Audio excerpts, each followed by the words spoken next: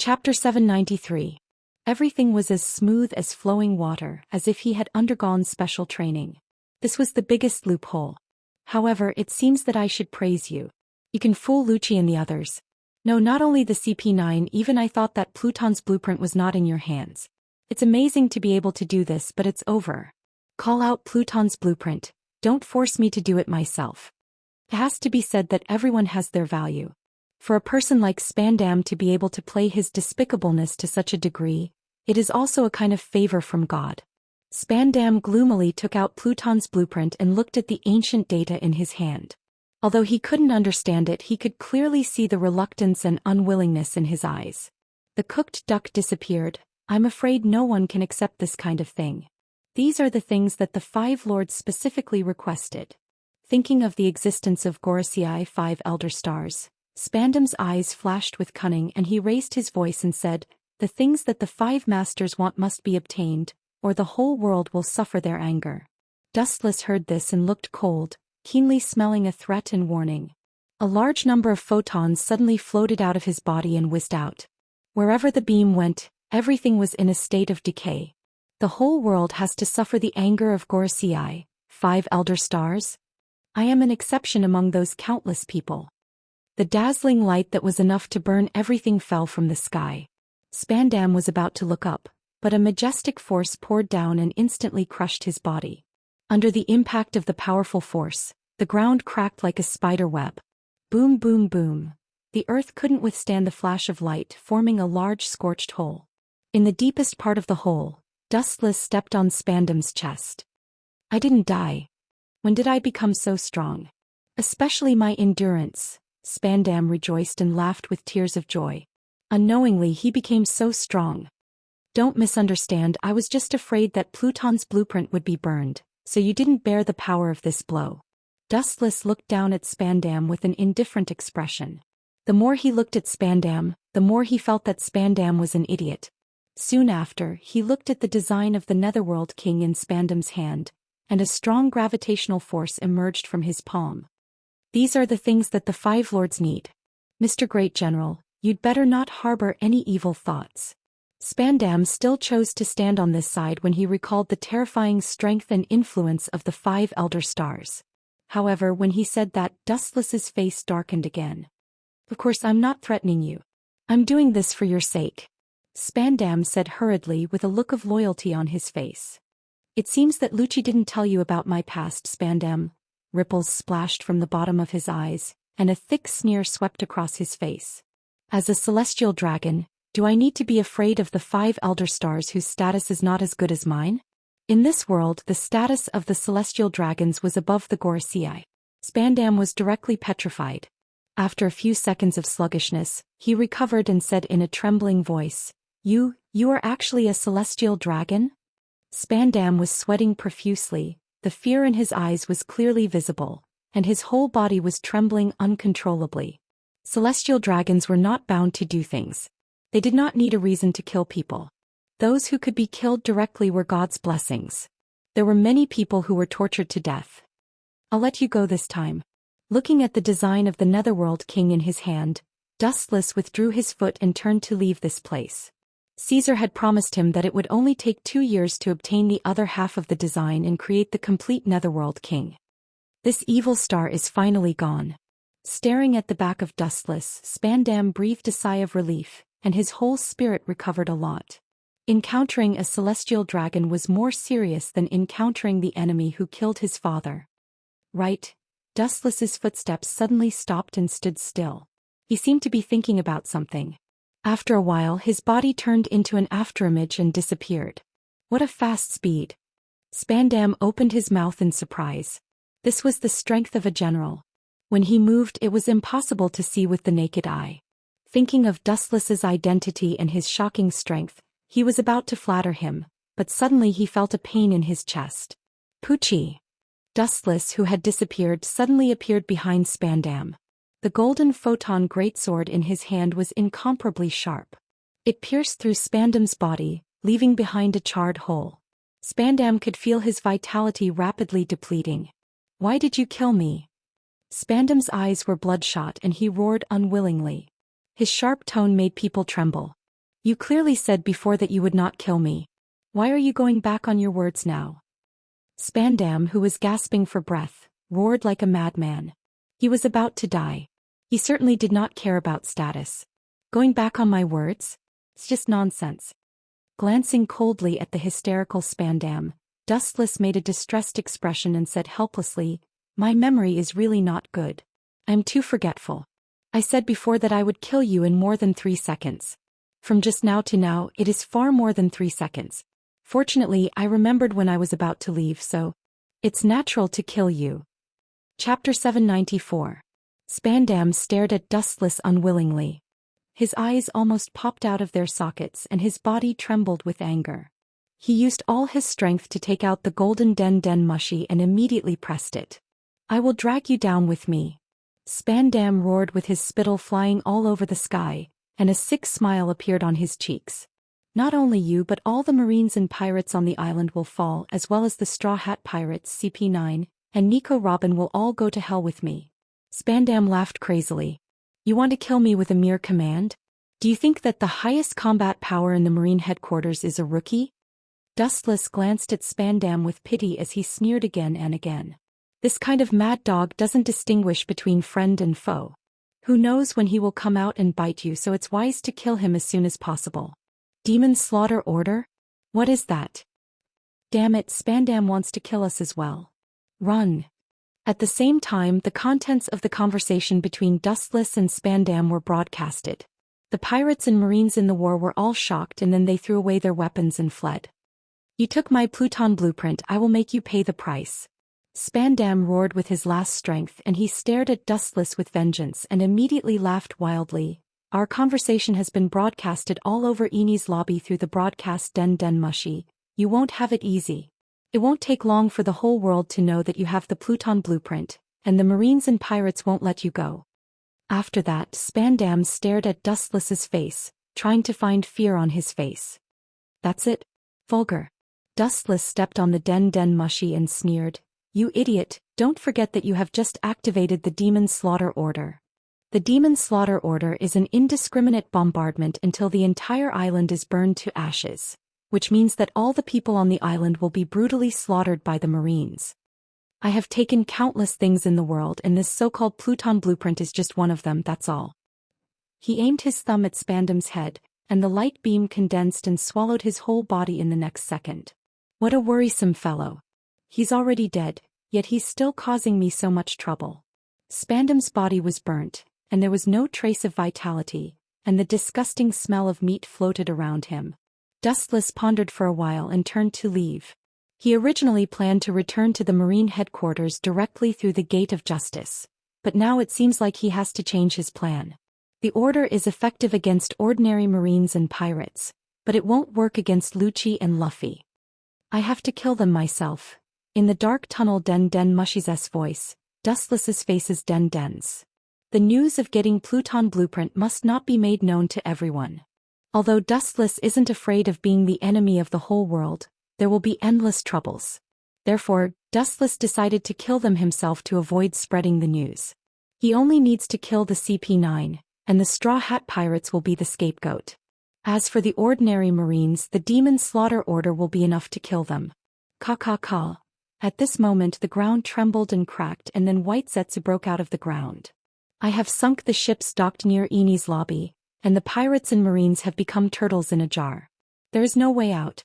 White Zetsu laughed. "Good job." Dustless nodded slightly, showing a satisfied smile, and then a mysterious smile appeared on his face. "Go and inform Robin, let her secretly take a few photos of the Straw Hat Pirates suppressing the CP9, I need them." Dustless, Sama wants the Straw Hat Pirates to be the scapegoat. After following Dustless for so many years, White Zetsu also practiced his agile thinking ability and understood his intentions. "This is a must, the CP9 was inexplicably destroyed and someone must be the scapegoat, otherwise sooner or later they will suspect me. The Straw Hat Pirates are the best candidates for the scapegoat," Dustless said without concealing anything. "They don't even know who the enemy is, and the CP9 was inexplicably destroyed. There is no doubt that the world government will definitely send someone to investigate, and it is only a matter of time before they find out who is behind this. Dustless will also surface, and for this kind of thing, Straw Hat Luffy is the most suitable scapegoat. Boom boom boom. About half an hour later, a violent vibration came from the tunnel ahead. Dustless frowned slightly as he could clearly feel the vibration under his feet. This level of battle. It doesn't seem like a battle between admirals, it seems to be beyond the level of vice admirals. Interesting. Dustless's handsome face showed a smile and he couldn't help but speed up his pace.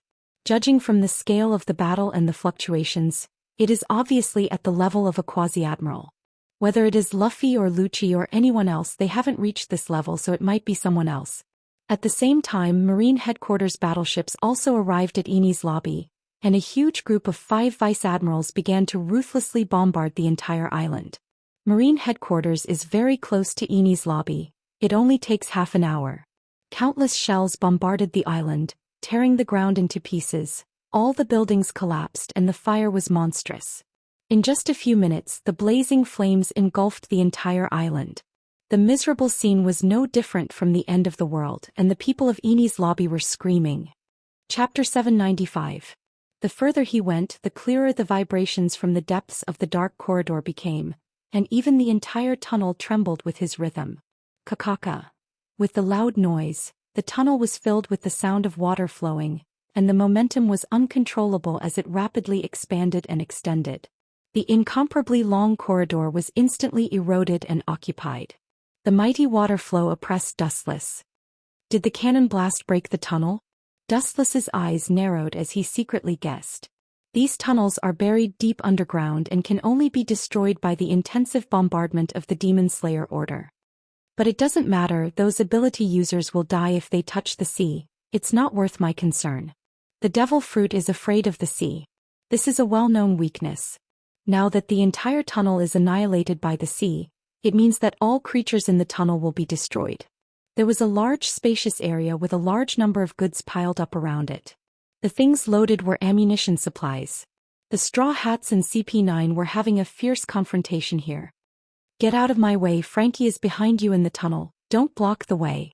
Luffy glared and his body was boiling. His whole body was dark red and all aspects of his body were doubled, especially his strength. The scars on Lucci's body were caused by him. It's not good, did you hear the vibration just now? Zoro approached Luffy and looked at Kaku, who was confronting him. His clothes were soaked with scarlet blood, and Zoro's body was covered with visible wounds. Yes, we can't stay in this place, retreat quickly, or we will be submerged by the sea. One of the 3 main forces of the Straw Hats, Chef Sanji said. The Straw Hats were obviously at a disadvantage and were suppressed by all the members of the CP9. But Frankie is still in their hands. Clenching his fists, Luffy said unwillingly, they should be worried, they are all ability users and they will be finished if they are submerged in the sea. Boom boom boom. Hearing this, the members of the CP9 frowned. Lucci was about to speak when the iron door behind them was suddenly broken by a powerful force, and a big man wearing only underpants appeared. Frankie. Everyone looked at the oddly dressed man and instantly recognized that this was Frankie's true body. In the entire world, he was the only one who dressed so strangely. Iceberg sent you? Forget it, it's not important anymore. Let's run for our lives. The moment he finished speaking, Frankie sped towards the other end of the tunnel. In just a few seconds, Frankie merged into the darkness and completely disappeared. Little ones, retreat. Leave this island immediately.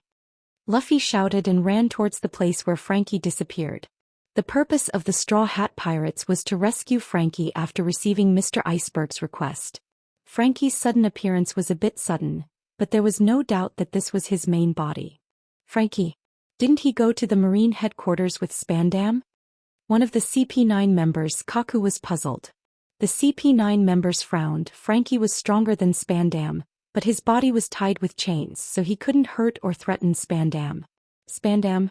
He's already been killed. From now on you're free. There was a gust of wind behind them. The CP9 members were stunned. They subconsciously turned around and looked at the figure in the dark. They were secretly on guard. Louis South, Saint? After a while, Dustless came out of the darkness and his smiling face was exposed to the light. All the members of the CP9, including Lucci and others, were stunned. Officer Spandam was killed? Khalifa, who recovered from her shock, immediately pursed her lips and smiled elegantly. That eyesore is finally dead. That kind of person is even more evil than pirates. These words made the CP9 members nod. That guy was too annoying. Not to mention helping them. Even if he didn't help them, it would be a blessing. What a big cat, it can even fight. Sure enough, there are all kinds of strange things in this world. Dustless exclaimed as his eyes fell on the big cat in a black suit. Not long after his voice fell, a white pigeon landed on the big yellow cat. Dustless was embarrassed and immediately scratched his head. It turned out to be Lucci. Sorry. Spandam was killed by Frankie? He shouldn't have the ability to kill him. I personally tied him up.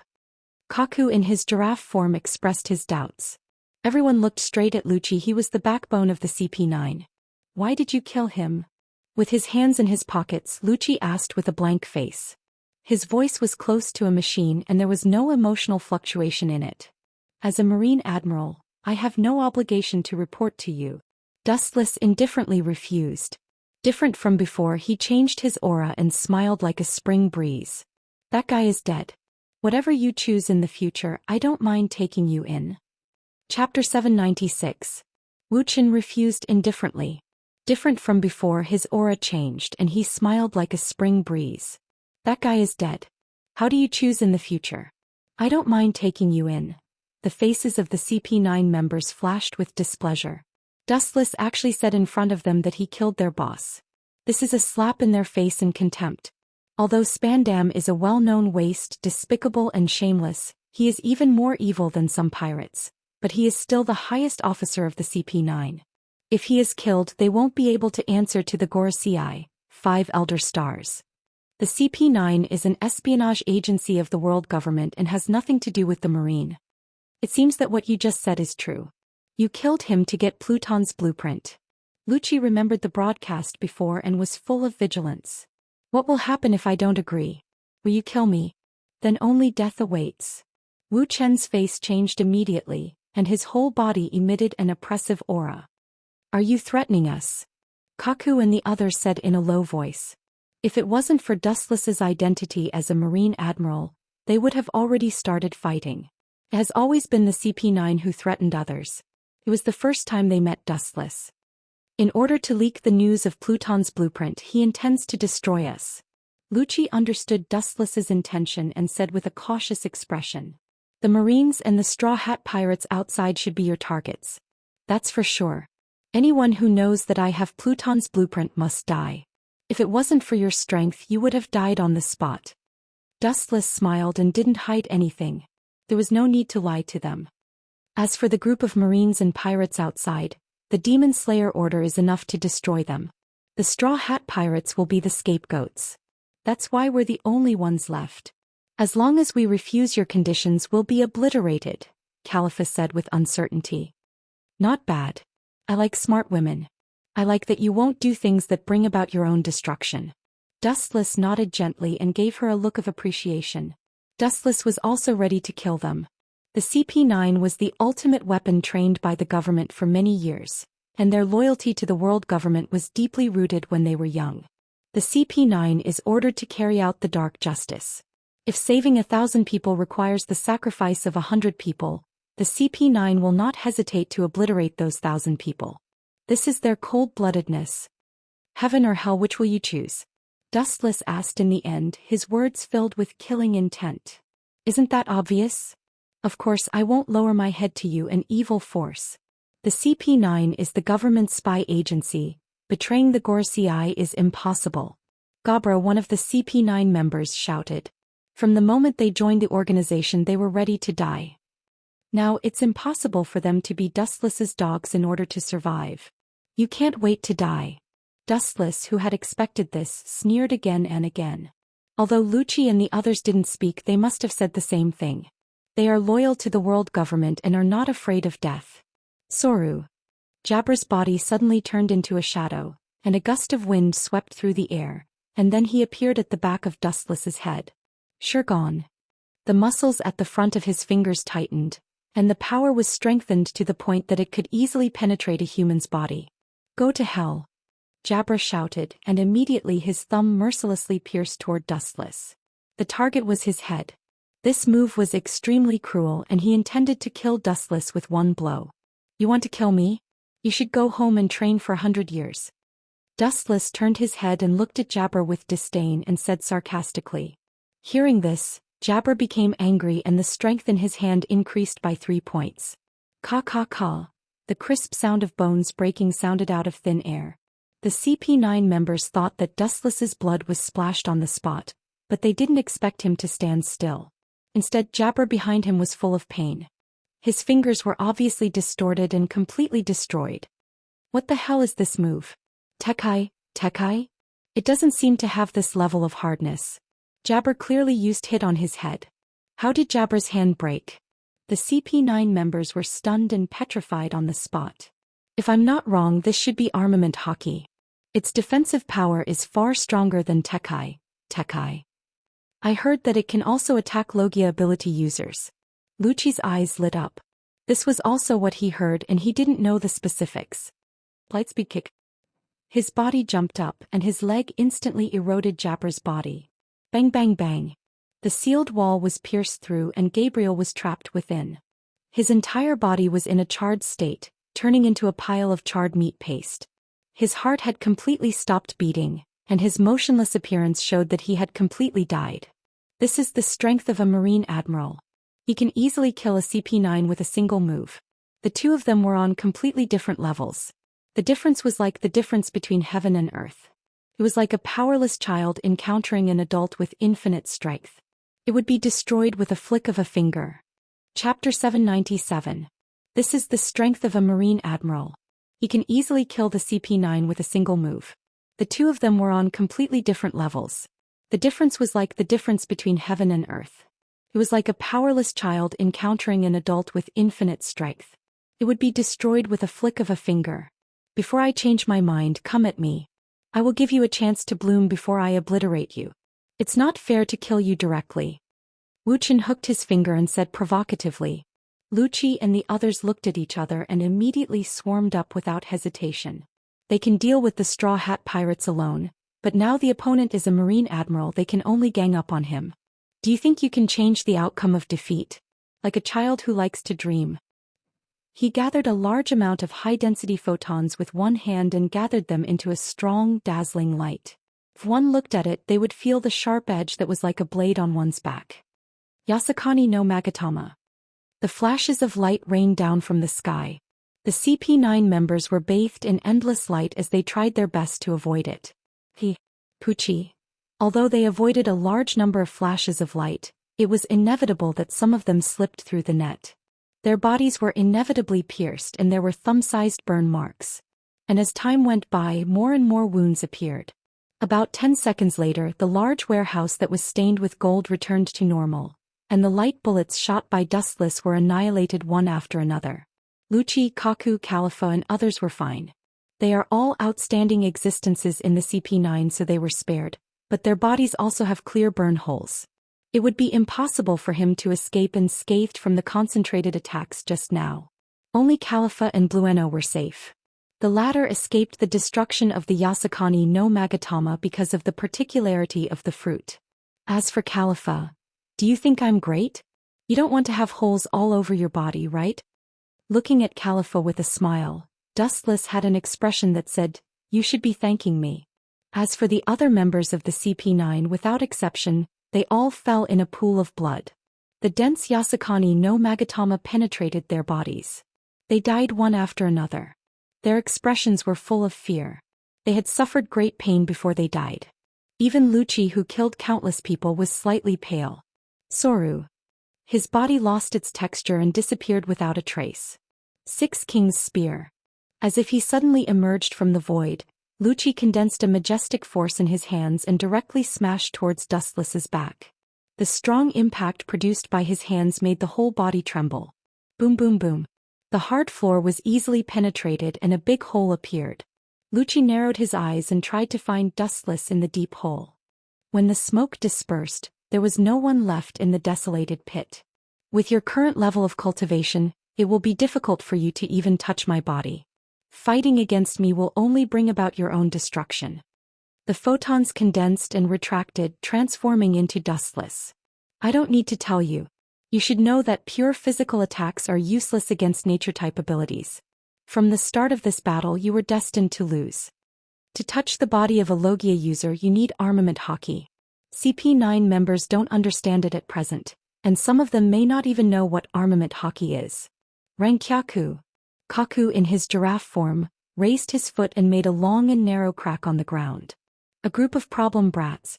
It seems that you don't understand human language. Dustless's expression gradually became gloomy, and he also gave up the last heart in his heart. The world government had brainwashed them many years ago and the chance of them turning back is zero. This is the end of the small skirmishes. The hostility in his body rose and his momentum continued to rise. Even because of too much oppression the particles on the ground kept jumping back and forth. Who needs your small fight?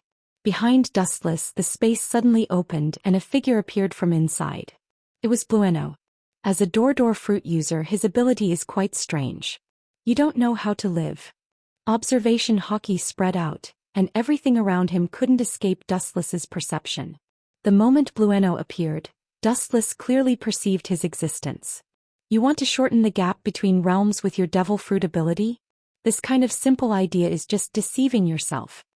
Leisurely looking back, the light in his hand whistled out. Laser. As Dustless's voice fell, the light beam erupted. It happened so suddenly that Bruno, who was completely unaware, was directly hit. There was a scorched hole visible to the naked eye between his eyebrows on his forehead. It ran through his whole head and he immediately fell to the ground. After struggling for a while he completely lost consciousness. Next you guys, Lucci, Kaku and Califa. Dustless's eyes looked at the remaining three people and his eyes flashed a bloody light.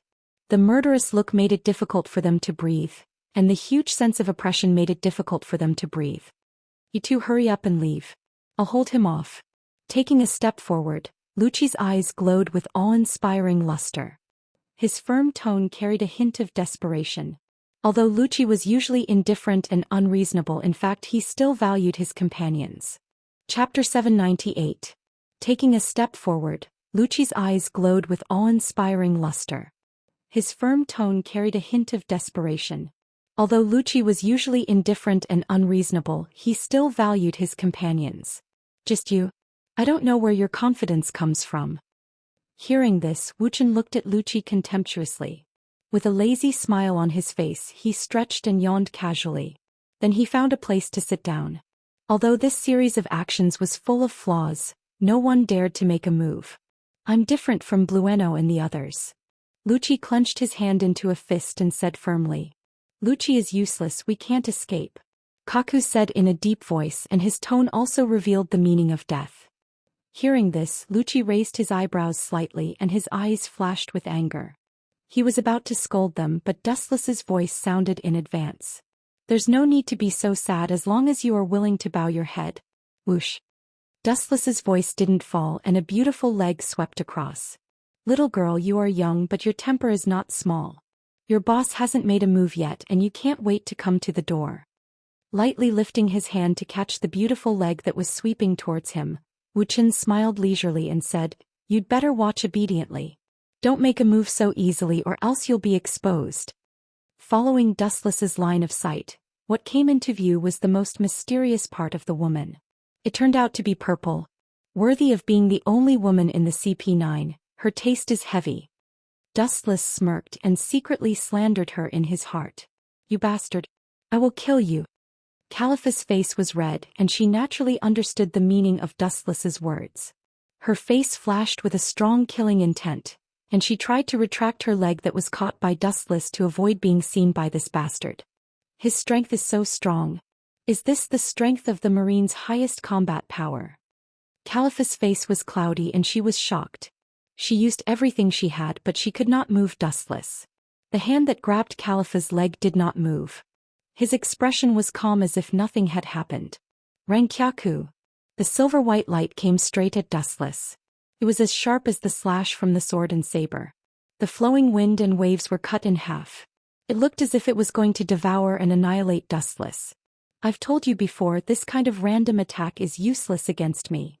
She raised her hand and her small white hand was instantly corroded by the black color. The moment her slash came into contact with Dustless, Her small black hand flung out, and the pale silver light trembled violently. Ka ka ka. The weak and powerless hand was filled with terrifying strength, and the huge silver light was instantly shattered. The exploding silver light scattered in all directions, rubbing a deep hole in the ground. You guys are too inexperienced. Dustless glanced at Kaku and said flatly. It was as if he had done something insignificant, and his tone was unusually calm. Strange ripples splashed in the air, spreading out like water ripples. Wuxian raised his head subconsciously. Lucci stepped on the air and rose rapidly, easily climbing into the air, and then his body strangely stayed in the void for a moment and countless flashes rushed down. Is this the Jeppo? Good steps. Nodding sincerely, Dustless ignored the existence of the laws of physics. His body strangely floated in the air and his speed was extremely fast. In just a moment he came to Lucci's side. A cat wants to roam the sky, the ground is your home. Lucci did not speak, but he felt a strong blow on his back.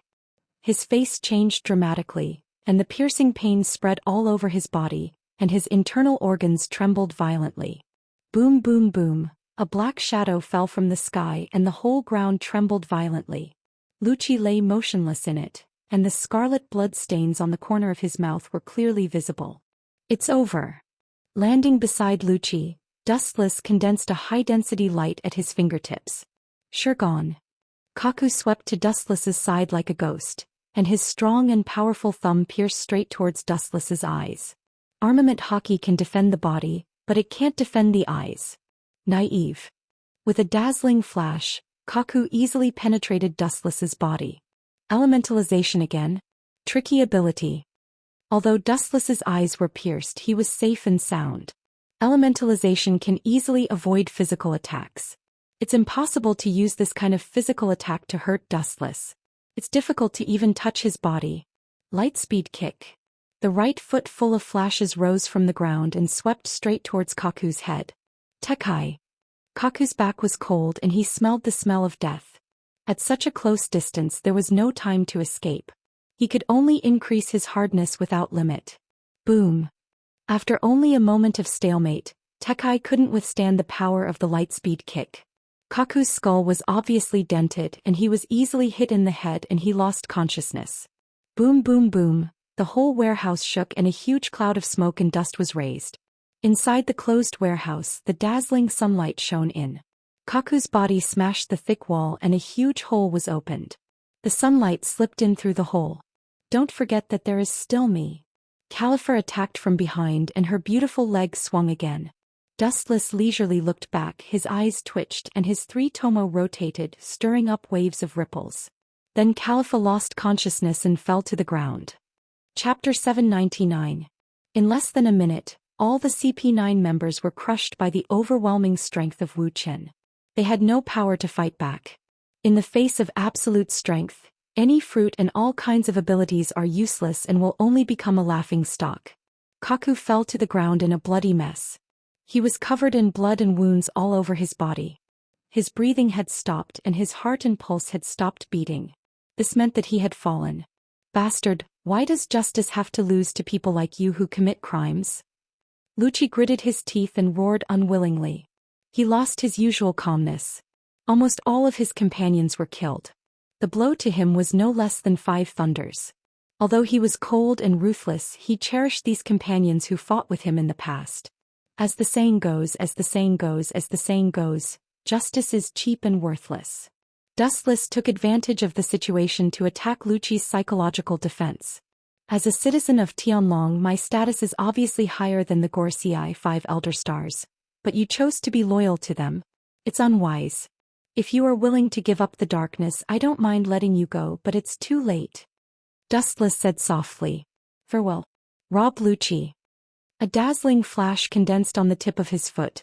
Lucci, who was seriously injured, couldn't avoid it. He could only watch the flash of destruction engulf and annihilate him.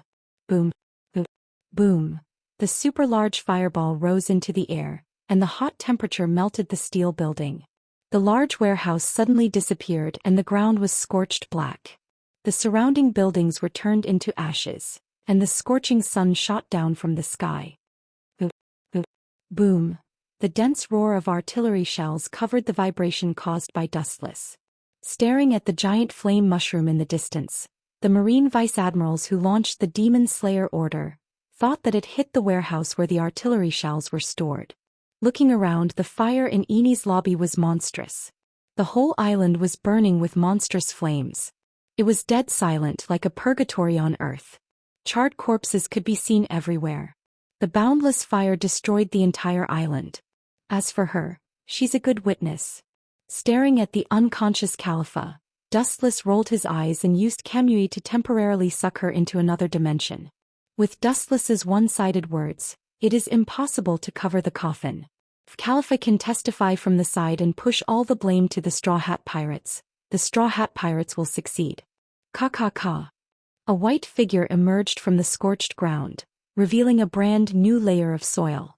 "Lord Dustless, I've brought it." White Zetsu handed the photo in his hand to Dustless. It was the moment when the Straw Hats suppressed the CP9. Robin secretly took the photo and gave it to White Zetsu. Dustless nodded and spread out his perception. The changes in Eni's lobby were clearly visible to him. Not even the slightest movement could escape his eyes. The entire Eni's lobby was dead silent. There was nothing except for the monstrous fire. 5 days later, the Marine headquarters was filled with Marlin. Bang! The desk piled with thick documents suddenly trembled, and immediately there was an angry shout.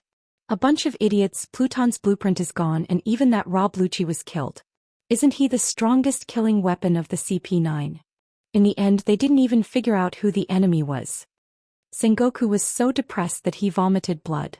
It doesn't matter if he is killed. There is always someone stronger. This is also a helpless thing.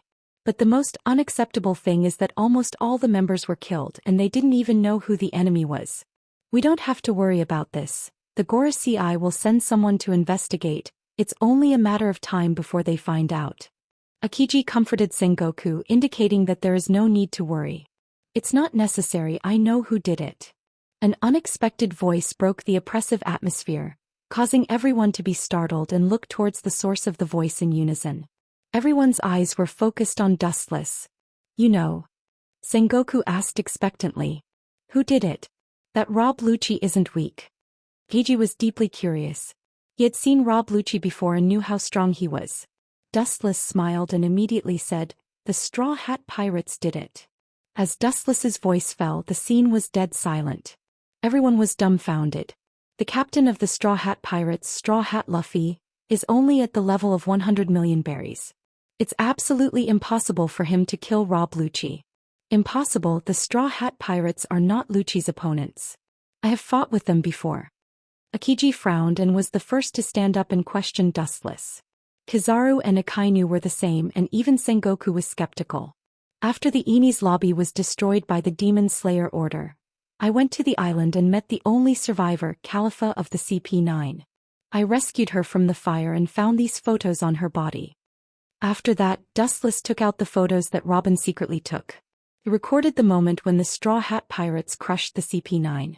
Especially when the Straw Hat Pirates fought against Lucci. Everyone frowned when they saw the Straw Hat Pirates fighting against Lucci. Khalifa woke up yesterday, you can ask her. As for Pluton's blueprint, it was burned by Frankie. Dustless said without blushing. He put all the blame on the Straw Hat Pirates and Frankie. Chapter 800. With all the evidence, there is no doubt that the people who destroyed Eni's lobby are the Straw Hat Pirates. Sengoku's eyes were gloomy, the veins on his forehead were clearly visible, his hands were trembling slightly, and the cracks in the middle of the photo were clearly visible. In the unseen world, Dustless seemed to have heard the sound of crows cawing. The destruction of Eni's lobby isn't a trivial matter. Someone must stand up and take full responsibility. Kizaru leisurely crossed his legs and said while blowing smoke. If it wasn't for that idiot Spandam, none of this would have happened. Akainu's hoarse voice was full of anger. Dustless was expressionless and chose to be silent. The people who knew that he got the Pluton design except for the Straw Hat Pirates who were about to take the blame were all killed. Naturally he could rest easy. It seems that there will be a good show to watch. The corner of his eyes quietly looked at Akiji. Akainu attacked him with innuendo. If Akiji didn't give the golden den mushi to Spandam, none of this would have happened. and Akiji would be the one to bear the brunt of the responsibility. The contradiction between Akiji and Akainu was also clear in the marine, and everyone knew it. I'm afraid the one with the most advantage is this old guy. Only Kizaru is sitting on the fishing platform. This old guy is playing beautifully. Taking a step back in order to advance is also a means of self-protection. Wu Chen's gaze turned and fell on Borsellino. Spandam. Forget it, he has already passed away, there is no need to put the blame on him. Sengoku waved his hand and a haze flashed in his eyes. He immediately stared at the silent Garp, and after a moment of hesitation, the hesitation in his eyes finally turned into determination. The one who destroyed the CP9 is the Straw Hat Pirates, and all the blame will be borne by them. Sengoku finally chose to put all the blame on the Straw Hat Pirates and said righteously, if they didn't break into Eni's lobby at all costs, none of this would have happened. The main culprit is the Straw Hat Pirates. Of course, that idiot Spandam can't stay out of it. Raise the bounty of the Straw Hat Pirates. Captain Straw Hat Luffy's bounty has been raised from 100 million to 300 million berries. As for the other crew members, they have also been increased. Sengoku's voice was heavy. How long has it been since the last Alabasta? Luffy's strength was enough to defeat Rob Lucci, so Sengoku was worried. Wait, this isn't over yet. A hoarse voice spread out, his tone filled with dissatisfaction. Sakazuki, what do you think is wrong? Sengoku asked with a blank face.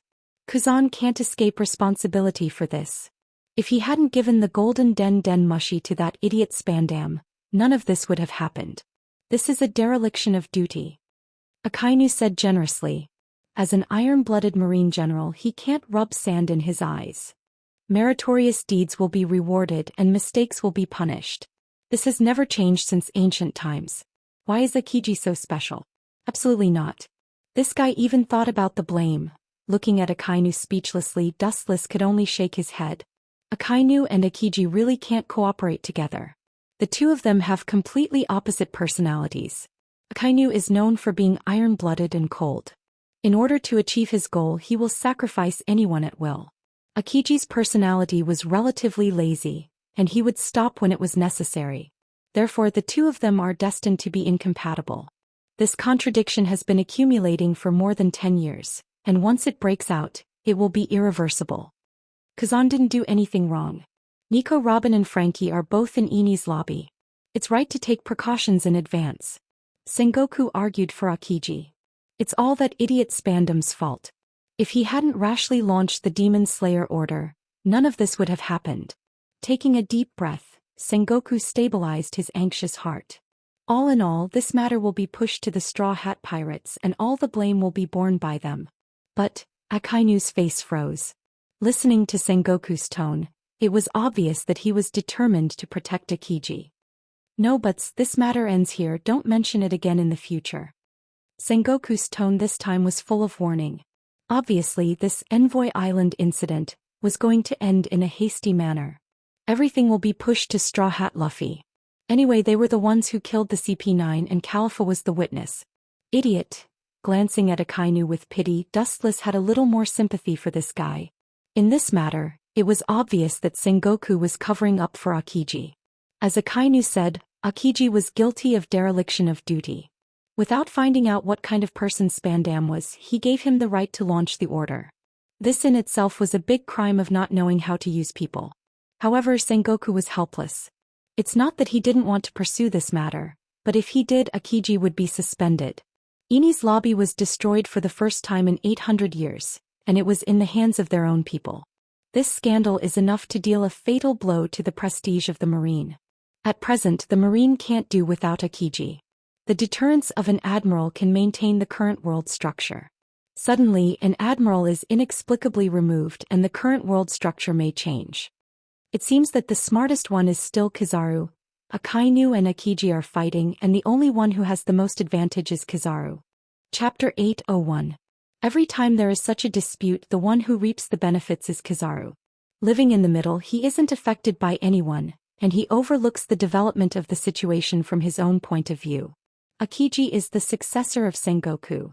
Looking at the disappointed and slightly decadent Akainu, Dustless knew the inside story. In the future, Sengoku intends to let Akiji take over as the next Marine Fleet Admiral, so naturally, it's impossible to damage his prestige. Akainu's face was complicated, and he couldn't hide the thousands of emotions in his heart. He's not an idiot. In front of Sengoku. Akiji is indeed more popular than him. A military horse wholeheartedly loyal to the Marine, in exchange for the current situation. Akainu's shining eyes couldn't help but dim, and he silently sat back in his original position, no longer wasting his breath. By the way, is Pluton's blueprint really destroyed by that guy named Frankie? Sengoku was worried about Pluton's blueprint. After all, it's an ancient weapon, and controlling it means that it's likely to control the dominance of this era.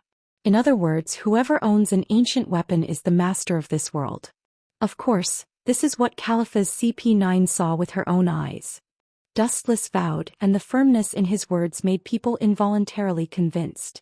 Sengoku gently nodded, and his eyes immediately became cold. What about the Straw Hats? What about their movements? They smashed Eni's lobby and they want to retreat safely? Dream on. I guess they should be returning to Water 7. Their ship is broken, and if they want to continue their journey, they must find a suitable ship for them to travel around the world. Dustless guessed, and at the same time he also understood Sengoku's intention, which is nothing more than taking the opportunity to destroy the Straw Hats. We don't need to do it ourselves. Their next stop should be the island standing in the Magic Triangle, which is Moria's territory. I should personally go and destroy Straw Hat Luffy. That kid is a rat that can't be killed, and it's difficult to poison him without using a strong rat poison. Akainu, who couldn't hold back his temper, recommended himself. He always had a deep hatred for pirates, especially the more potential a pirate had, the more he wanted to destroy them. Red Hair Shanks is the best example. Back then he was just a trainee crew member of Roger's pirates. Now he has become the Yonko for emperors of the New World. Dustless couldn't help but smile when he heard this. He stared at Akainu mockingly. He didn't expect him to have a funny attribute. That's not necessary. Without thinking about it, Sengoku directly refused Akainu. If he sent him, maybe the target of the massacre would be the ordinary civilians of Water 7. Akainu would do such a crazy thing. The O'Hara incident was like this. Ordinary civilians who had nothing to do with it were killed by Akainu. Many people in Water 7 who helped the Straw Hat Pirates fight against the government were also killed by him. Give it to Gecko Moria, he should be able to deal with the Straw Hat Pirates. Waving his hand, he motioned Akainu to sit down. Sengoku made the best decision. There was no need to continue to lose soldiers. The existence of Shichibukai was to contain pirates. Suppressing pirates with pirates, this is the meaning of the existence of Shichibukai. But then again, isn't it a bit too much for Moria to agree to deal with Whitebeard? Kizaru, who was silent, said. Moria's condition was Whitebeard's body after he was killed. This? Sengoku's face stiffened when he heard this. At least in Dustless's eyes, he showed an annoyed expression as if he had suffered a lot, and his spirit was sluggish. At this moment he had a headache. This is raising a tiger. If we give him Whitebeard's body, he might do something out of line. Kizaru said with worry. Shichibukai were ambitious people. Akiji and Akainu were silent, and Dustless was not interested in this kind of thing, so it became Kizaru's stage in an instant. The solution to this cancer is actually very simple. After the war with Whitebeard is over, kill him directly. Dustless's eyes flashed coldly and he immediately said casually. Anyway, this kind of thing is often done by Sengoku and it's just a common thing for Marines. Hearing this, Sengoku looked at Dustless with a complaining look. This guy obviously scolded him. Whitebeard's body must not be given to Gecko Moria. If he can't, I think there are a lot of pirates in the New World who are qualified to be Shichibukai, and there should be a lot of big pirates who want to join Shichibukai. Time passed and the dawn of dawn drove out the cold darkness. The distance gradually rose, and the world greeted the morning sun as usual. This time it was obviously different from the past. While welcoming the bright sun at dawn, it was accompanied by earth-shattering news that shook the world. There is no such thing as an airtight wall in the world, and paper can't wrap fire. The news that the CP9 was destroyed and Eni's lobby became a hell on earth. So the world was once again in the whirlpool of public opinion. With this storm, Straw Hat Luffy once again became famous all over the world. Not only Luffy but the entire Straw Hat Pirates. And Dustless, the one who really destroyed the CP9, was leisurely drinking tea at this moment. Chapter 802. There is no doubt that Dustless's series of secret plans easily deceived the Marine's eyes and ears. With all the evidence and witnesses, it's difficult to deny Dustless's idea. There's no way around it, it's the truth. Garp, that guy left Marlindo. Where did he go? In the Admiral's office, Dustless leisurely faced the sun with a serene look. Behind him stood a slender figure. It was CP9's Khalifa. At this moment, Khalifa was dressed in black, her slender white legs were exposed. She was dressed as a secretary in the past. Yes, he left Marlindo, his specific whereabouts are unknown.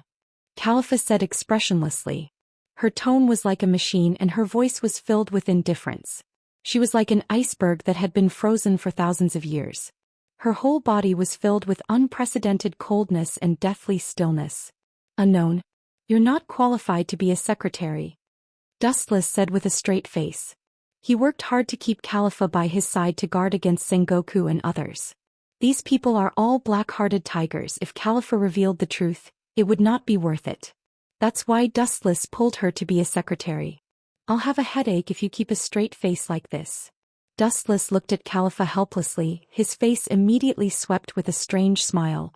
You're always so indifferent, it's difficult for you to be a secretary. I'm not your secretary, I'll definitely kill you if I have the opportunity, so you'd better kill me now, otherwise, you'll be torn to pieces. Khalifa's whole body exploded, the temperature in the room dropped to the freezing point, filled with killing intent. You're really cold. Dustless pretended to be afraid, but his eyes were full of ridicule and ridicule. In the world I lived in before, there was such a saying. Dustless touched his chin, stared at Khalifa and said with a smile on his face, if there's something, the secretary will do it. If there's nothing, the secretary will do it. Khalifa frowned slightly, her beautiful eyes flashed with some doubts. Apparently she didn't realize what he meant. If there's something, the secretary will do it. If there's nothing, do the secretary. After reading it a few times, Khalifa's expression suddenly froze as understanding flashed through her mind. Her pretty face flushed red as if blood was about to drip out. Even an idiot would understand what he meant. Finger spear.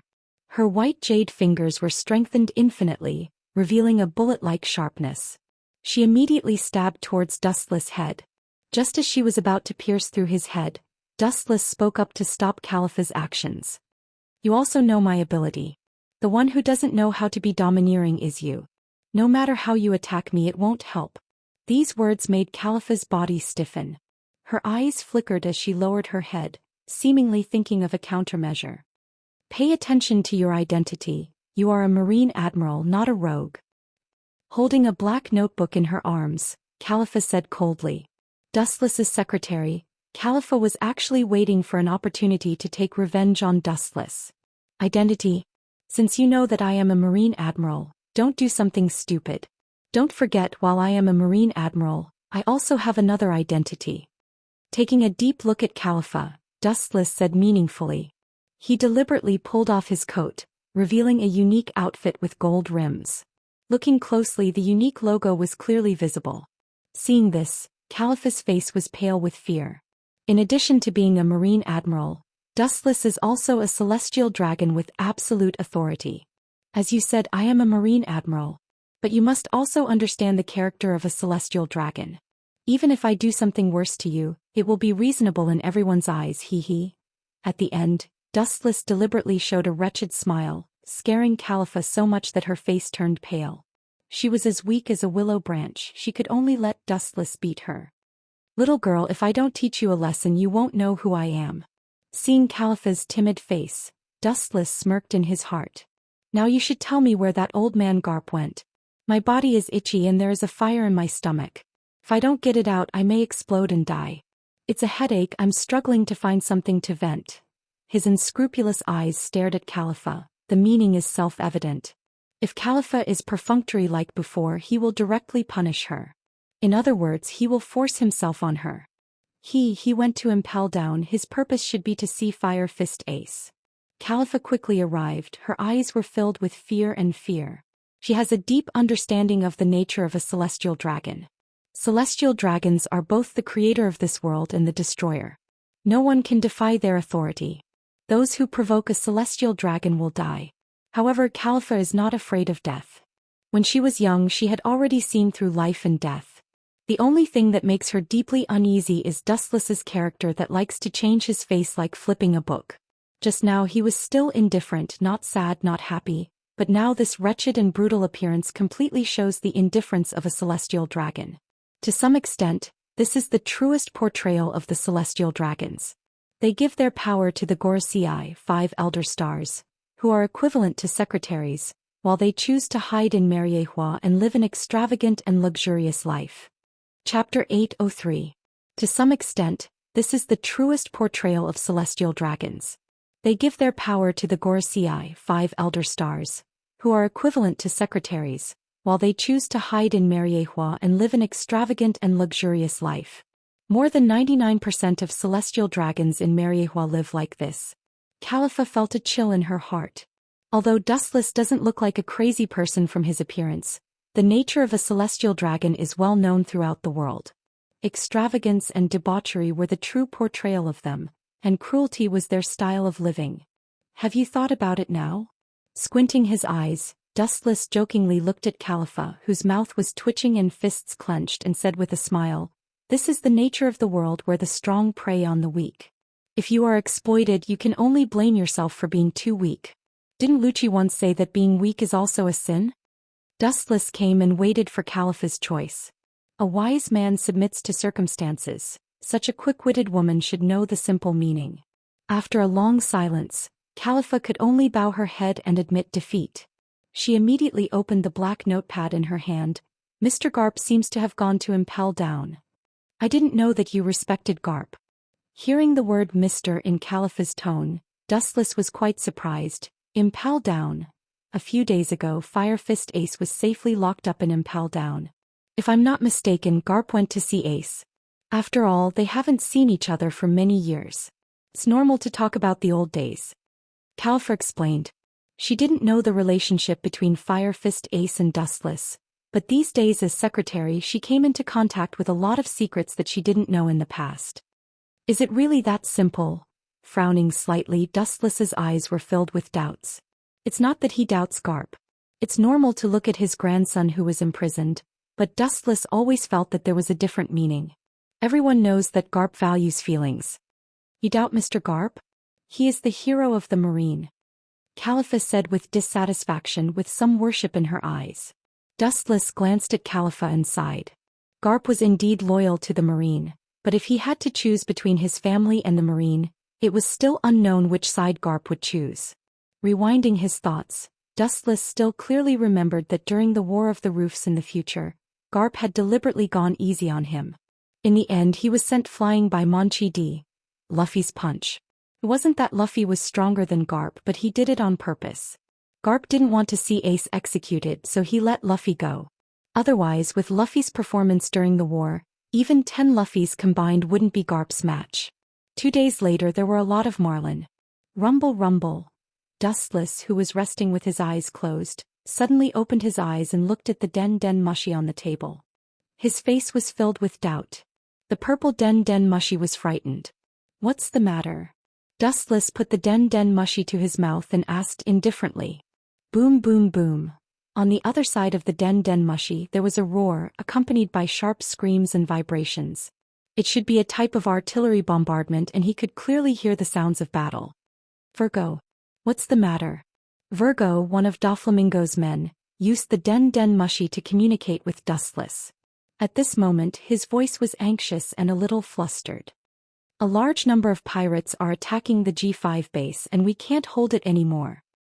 His heavy and hoarse voice was filled with unprecedented caution, and it gave people the feeling that he was already half a step into hell. A large number of pirates? Hearing this, Dustless's eyes flashed with suspicion. Virgo's strength is extraordinary. He can use Busashoku Haki all over his body. His strength is amazing. Although he is only a Marine Vice Admiral, his real strength is far beyond an ordinary Vice Admiral. Which pirate group dares to openly attack a Marine base? Their courage is not small. Dustless asked coldly. This? Virgo's face flashed with embarrassment and immediately said helplessly, I don't know the specifics. These people don't seem to be from the same pirate group, but their strength is extremely amazing. I'll be right there. After that, Dustless turned off the Den Den Mushi. After tidying up his clothes when he was about to reinforce the G5 base, several Den Den Mushi on the table rang again. Not only Dustless but also in the offices of Akiji, Kizaru and Akainu. All the Den Den Mushi rang and the content was surprisingly the same. They were all under attack by powerful pirates and couldn't wait to ask for help. All the marine bases in the New World were under deadly attack almost at the same time. The entire marine headquarters was jumping up and down and high-level combat power was constantly dispatched. Even Garp, who went out to visit the prison, was called back by Sengoku. Such an embarrassing situation suddenly happened, and the entire marine was busy like ants on a hot pan. Although Sengoku made preparations for the first time, there were still many marine bases being occupied and destroyed. The pirates of the world suddenly united together, and this time they went out unexpectedly and their purpose was very simple. At the same time they attacked the marine headquarters. Chapter 804. Pirates all over the world attacked the marine base at the same time. There is no doubt that there must be an invisible hand behind them. In the airtight conference room the stars gathered, the smoke was swirling, the choking smoke gathered and the air into the lungs was full of tobacco smell which was nauseating.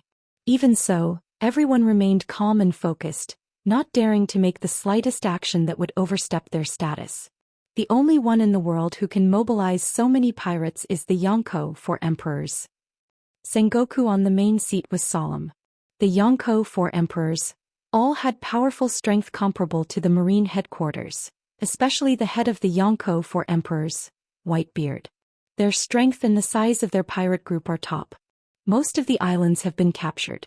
We are completely in a passive situation. We are led by the nose by the pirates. Once the Marines rush over they will retreat in advance. After the Marines leave they will come back again. We are exhausted for a while. Marine Chief Staff Officer Tsuru said seriously. Her old wrinkled face was meticulous. Her brow wrinkled from time to time. Obviously she also had a headache about the sudden pirate riot. The Marine can easily deal with and annihilate them one by one. The Marine can't deal with them at all. It is difficult to make an effective counterattack in a short time. Did you find out who did it? Sengoku lowered his voice and asked hoarsely. This is not clear. Tsuru also smiled bitterly. It happened suddenly and there was no time to investigate who did it. They didn't even know the specific number of enemies. The only news they got was that the dense pirates annihilated a large number of Marines. All kinds of pirate flag replaced the Marine flag. Who did it? The answer is actually obvious. The only person in the world who can use so many pirates is that man. He is the king of the sea. With wisdom in his eyes, Dustless whispered, there is no doubt that this riot is definitely the ghost of the Yonko, 4 emperors. Big Mom and 100 Beast Kaido including Red Hair Shanks, it's impossible. Only Whitebeard who recently became enemies. The words made everyone frown. Kizaru said lazily, we didn't become enemies with Whitebeard. The people who caught Fire Fist Ace, the high-level Marine and Shichibukai know that when Kuzan and I escorted Fire Fist Ace, we were not attacked by Whitebeard's pirates. There was no attack, which means that Whitebeard didn't know about it. Otherwise, according to Whitebeard's character, he would save Fire Fist Ace at all costs.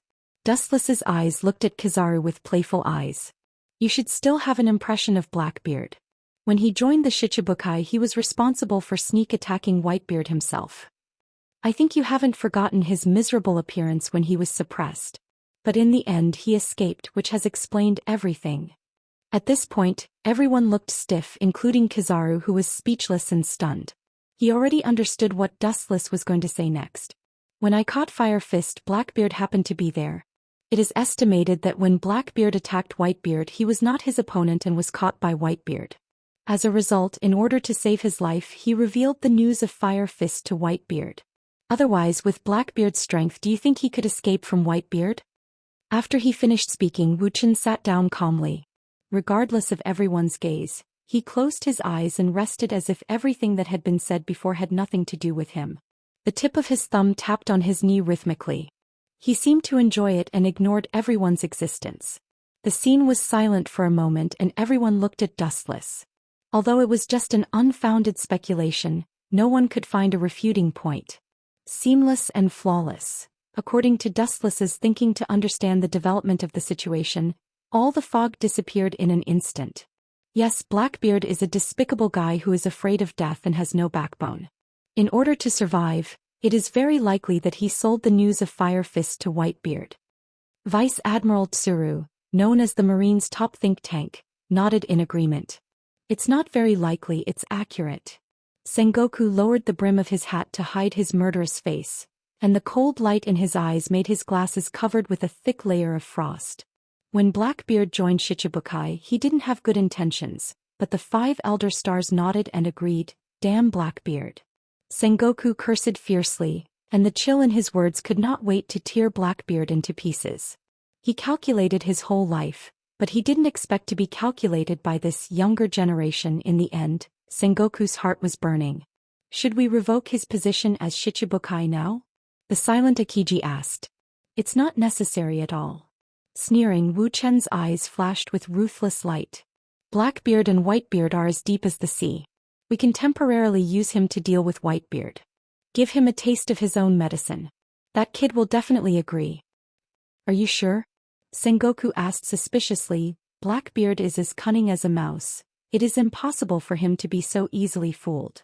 It's not certain, it's inevitable, no one can stop it, they are destined to be enemies. Hearing this, Dustless was very sure, Blackbeard's desire for tremor fruit, Gura no Mi. He knew better than anyone else. For tremor fruit, Gura no Mi, Blackbeard will definitely take risks to deal with Whitebeard. Chapter 805. Recently, Blackbeard has been hunting pirates all over the world all day long, and the Marine headquarters has turned a blind eye to this. His behavior can be regarded as promoting world peace, and the Marine is happy to do so. The existence of Shichibukai is to contain pirates, and Sengoku is also pushing the boat, hoping that Blackbeard will do justice for the heavens.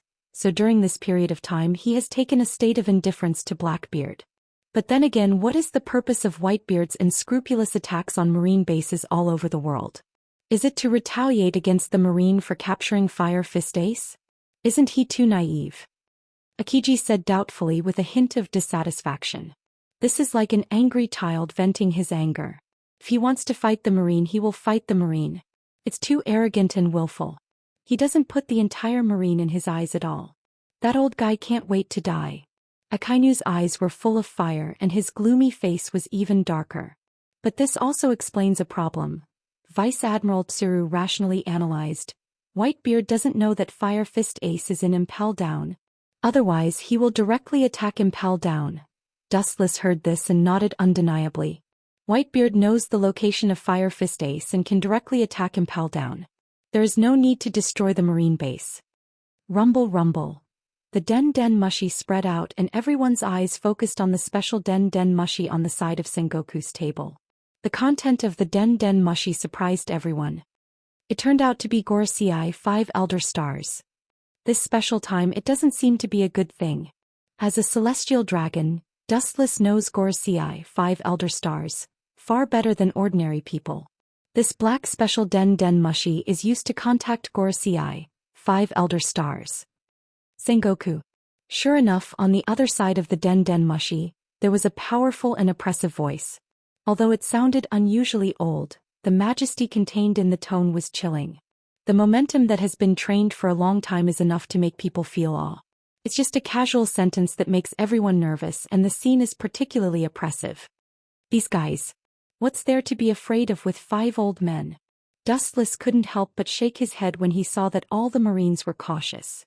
There were hundreds of thousands of Marines and countless masters. In front of the Gorosei 5 Elder Stars, they could only sit on pins and needles. The Emperor's mind is unpredictable, and the same is true for the Marines. They can never guess what the Gorosei is thinking. You should understand the current situation. I don't have much to say. The rebellion in the New World must be suppressed immediately, no matter the cost. A cold voice came from the Den Mushi. There was no emotion, it was just a simple command, there was no other emotion. People who don't understand may think that this is a dialogue between Sengoku and Mechanical Steel. It is the Marines' duty to annihilate the pirates, and the pirates will not be let go. Sengoku vowed. Okay. The Gorosei eye of the Den Mushi just whispered and immediately hung up. Sengoku's face was bleak and there was deep loneliness between his eyebrows. His eyes were slightly turbid and he was full of confusion about the future. Not only Sengoku but all the senior Marines were silent and bowed their heads. In the end, the current Marines are at most helping the tyrants in the name of justice, because the world government established by the Gorosei, 5 Elder Stars, originally belonged to an extremely evil organization. The world is making fun of us. Seeing this scene, Dustless couldn't help but sigh. He naturally understood the complicated thoughts in Sengoku's heart. Damn Whitebeard. The angry roar spread out and the sound waves were hot. Sengoku's mouth was cold. At all costs, immediately suppress the riots around the world. What about Whitebeard himself and his movements? Dustless, who was silent, suddenly asked. Sengoku's eyebrows squeezed together and his eyes flashed with doubts. That old guy is strong and extremely cunning. We haven't found any trace of him until now. But this is not important. Suppressing the riots is the most important task now. Dustless gently nodded. He always felt that something was wrong. The whole world was in a mess, but Whitebeard and his pirates didn't move. There was not even a shadow of a ghost. This was a problem in itself. Sengoku was so determined that Dustless couldn't talk nonsense. After all, he was the fleet admiral. Countless battleships sailed out to sea, carrying the monstrous anger of the Marine, and rushed to the major sea areas of the world. The senior Marine and even the retired Z were also invited by Sengoku to resolve the crisis. Somewhere in the New World there was a mountain of corpses and a sea of blood. This was originally the G5 base of the Marine. Now it is like purgatory on Earth. There are monsters everywhere in human skin. A large Marine battleship approached the shore and several figures also jumped from it. Damn Whitebeard. That old thing really has a problem. His purpose is not to retaliate against the Marine. Dustless looked at the bloody island and understood the purpose of Whitebeard. Chapter 806. Everywhere he looked, the whole island was permeated with the smell of blood. Perhaps because of the long time, the corpses were somewhat deteriorated and filled with the smell of blood. The pungent smell entered the mouth and nose and made people feel nauseous. Even Dustless's face changed slightly when he smelled the stench. After the scorching sun, these corpses have developed a stench and a nauseating smell floated out. Fire release. Great fire annihilation. His hands quickly formed a seal. The boundless sea of fire whizzed out from Wu Chen's mouth and engulfed the world. The blue sky instantly turned dark red and the entire island was set ablaze with fire. The rotten corpses also went away, dust to dust, and eventually turned into dust between heaven and earth. Whitebeard. That cunning old guy. Glancing at the almost destroyed and almost sunken island, Dustless turned and left. From the beginning to the end, Sengoku was caught in the dream that Whitebeard had carefully woven for him and he was deeply trapped in it and could not extricate himself. Akiji stood silently on the deck and looked down at the flames. The strength of these people was full of stench and cremation was the best way to end them. Those guys are really cunning and treacherous. After killing people they ran away. They even abandoned gold and silver treasures. It's the first time I've seen such disciplined pirates. PG said with emotion, but he was speechless. Pirates are superficial people who regard money as their lives. It's rare to see pirates who simply ignore gold and silver treasures. Around the island and in the damaged marine base, rare metals can be seen everywhere, and there are many extremely precious emerald agate jewelry. It's because of this that there are so many flaws. These worldly things are fatal to pirates. They can turn a blind eye to them. It shows that these pirates are extraordinary. Only the pirates under Whitebeard can be indifferent when they see treasures. Dustless said that the pirates of the Whitebeard pirates value their family. For things like gold, perhaps in their eyes, it is just an insignificant metal substance. That old fellow Whitebeard must be plotting something. Really, he's already so old, but he's still so noisy. How good would it be if he could enjoy his old age happily? Gigi said sadly. He felt helpless towards the energetic Whitebeard. Don't worry. If it's a fox, its tail will be exposed sooner or later, Dustless said calmly. Whitebeard controls the situation of the world behind the scenes, but his whole person is like raising his hand in the deep sea. He neither moves nor shows up. He just ordered the pirates who were once attached to him to attack the marine base. Navies all over the world were jumping up and down, flustered, and lost their usual rhythm. The G5 base is now in ruins. There's no need to stay any longer. Let's go back. Looking at the burning island in the distance, Dustless ordered the warship to leave, heading towards the Marine headquarters. Almost all the people on the island were killed. As for Virgo himself, maybe he was strong enough to escape.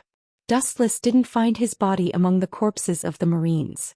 Huge ripples were set off on the quiet sea and the warship turned back. They encountered many big pirates on the way, but they were also wiped out by Akiji and Dustless.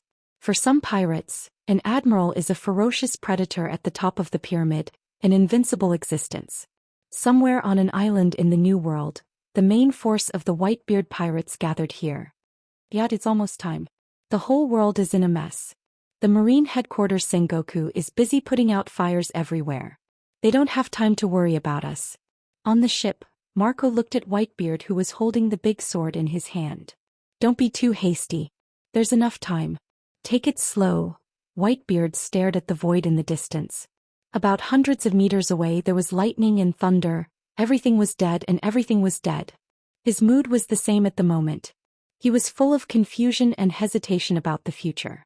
Whether it is forcibly tearing the dark clouds in the sky, bathing in the fresh air and sunshine, or accompanied by the lightning in the sky, turning into dust and completely stepping into hell, Whitebeard doesn't know. What about Akagami boy? The next step of the plan depends on his progress. Turning his head, Whitebeard's old voice was full of caution. Just a few days ago, Whitebeard and Akagami Shanks met secretly. The two secretly formed an alliance and discussed some plans against the Marines. Now the rioting pirates all over the world are indeed instigated by Whitebeard, but Akagami Shanks has been hiding in the dark, quietly waiting for the opportunity to attack. Akagami is still preparing. After all, the opponents are two Marine admirals. They can't be underestimated. Marco defended Akagami Shanks when he thought of the enemy that the Akagami pirates were about to face. Whitebeard lowered his head to think and immediately nodded seriously. The highest battle power of the Marine headquarters, each one of them is one of the strongest in the New World. Recalling the precise and detailed plan, Whitebeard's tightened heart also calmed down and restored the tranquility of the past. Once all the high-end battle powers of the Marine headquarters are contained, it will be time for the Whitebeard pirates to move out. Like a sharp knife, he will stab the throat of the Marines and give them a fatal blow. Chapter 807. Time passed and it was getting closer to dusk. The gorgeous crimson sunset was sprinkling on the sea surface. Long-distance travel is bound to consume a lot of energy and physical strength, so ordinary Marine soldiers need to go to the land often, otherwise they can't stand it. The breeze was getting cold and the sky was getting dark. Looking up, the night turned into a deep black sky. After a day of intense high-density sailing, Dustless was a little hungry. His stomach was growling. He followed the soldiers down the island and caught a few sea kings for dinner. The bonfire spread and after an hour the captured sea kings were roasted. Rumble. At this moment the den mushi in Akiji's arms suddenly rang. What's the matter? Borsellino. Wuxian continued to gnaw the one-piece barbecue in his hand, and the light in the corner of his eyes condensed and focused on Akiji. In the middle of the night Kizaru called Akiji, making it as mysterious as a secret date. I was attacked by other pirates just now. Be careful. Kizaru's slightly gloomy voice came from the other side of the den mushi. It was unusually dignified with a warning meaning. Obviously the pirates who attacked him weren't ordinary. Rumble. Just as Dustless was about to ask for the details, the den mushi in his hand suddenly rang. The crimson den mushi was screaming, and the person who contacted him was Sakazuki Akainu. Sakazuki. Don't tell me you were also attacked by pirates. Dustless didn't wait for Sakazuki to speak in advance. Boom boom boom. Sakazuki didn't speak on the other side of the den mushi, but there was an explosion of fists and a large number of pirates and Marines fighting against each other. It can't be so coincidental. Gigi was speechless. They were attacked at the same time and they used den mushi to contact each other. It was as if they had discussed it in advance. It's hard not to be suspicious. It seems that it's the two of us. The tranquility on Wu Chen's face was restrained. His pair of clear eyes were extremely sharp and sharp like an eagle. Even the slightest movement of the wind and grass on the entire island couldn't escape from Wu Chen's eyes. Dustless thought that everything was normal, but a huge ripple suddenly appeared on the surface of the sea. Even though it was cleverly hidden under the dark night sky, it still couldn't escape Dustless's eyes. Not only him but also Akiji as well as many other Marines saw it clearly. I can't wait any longer. It's finally my turn. To be honest, I'm looking forward to it. He dares to attack 2 admirals at the same time. I'm really curious about the level of the opponent. Akiji's eyes were shining and his tone was filled with anticipation. I'm curious as well. Wu Chen also nodded with Akiji and immediately looked cold, revealing a strong killing intent.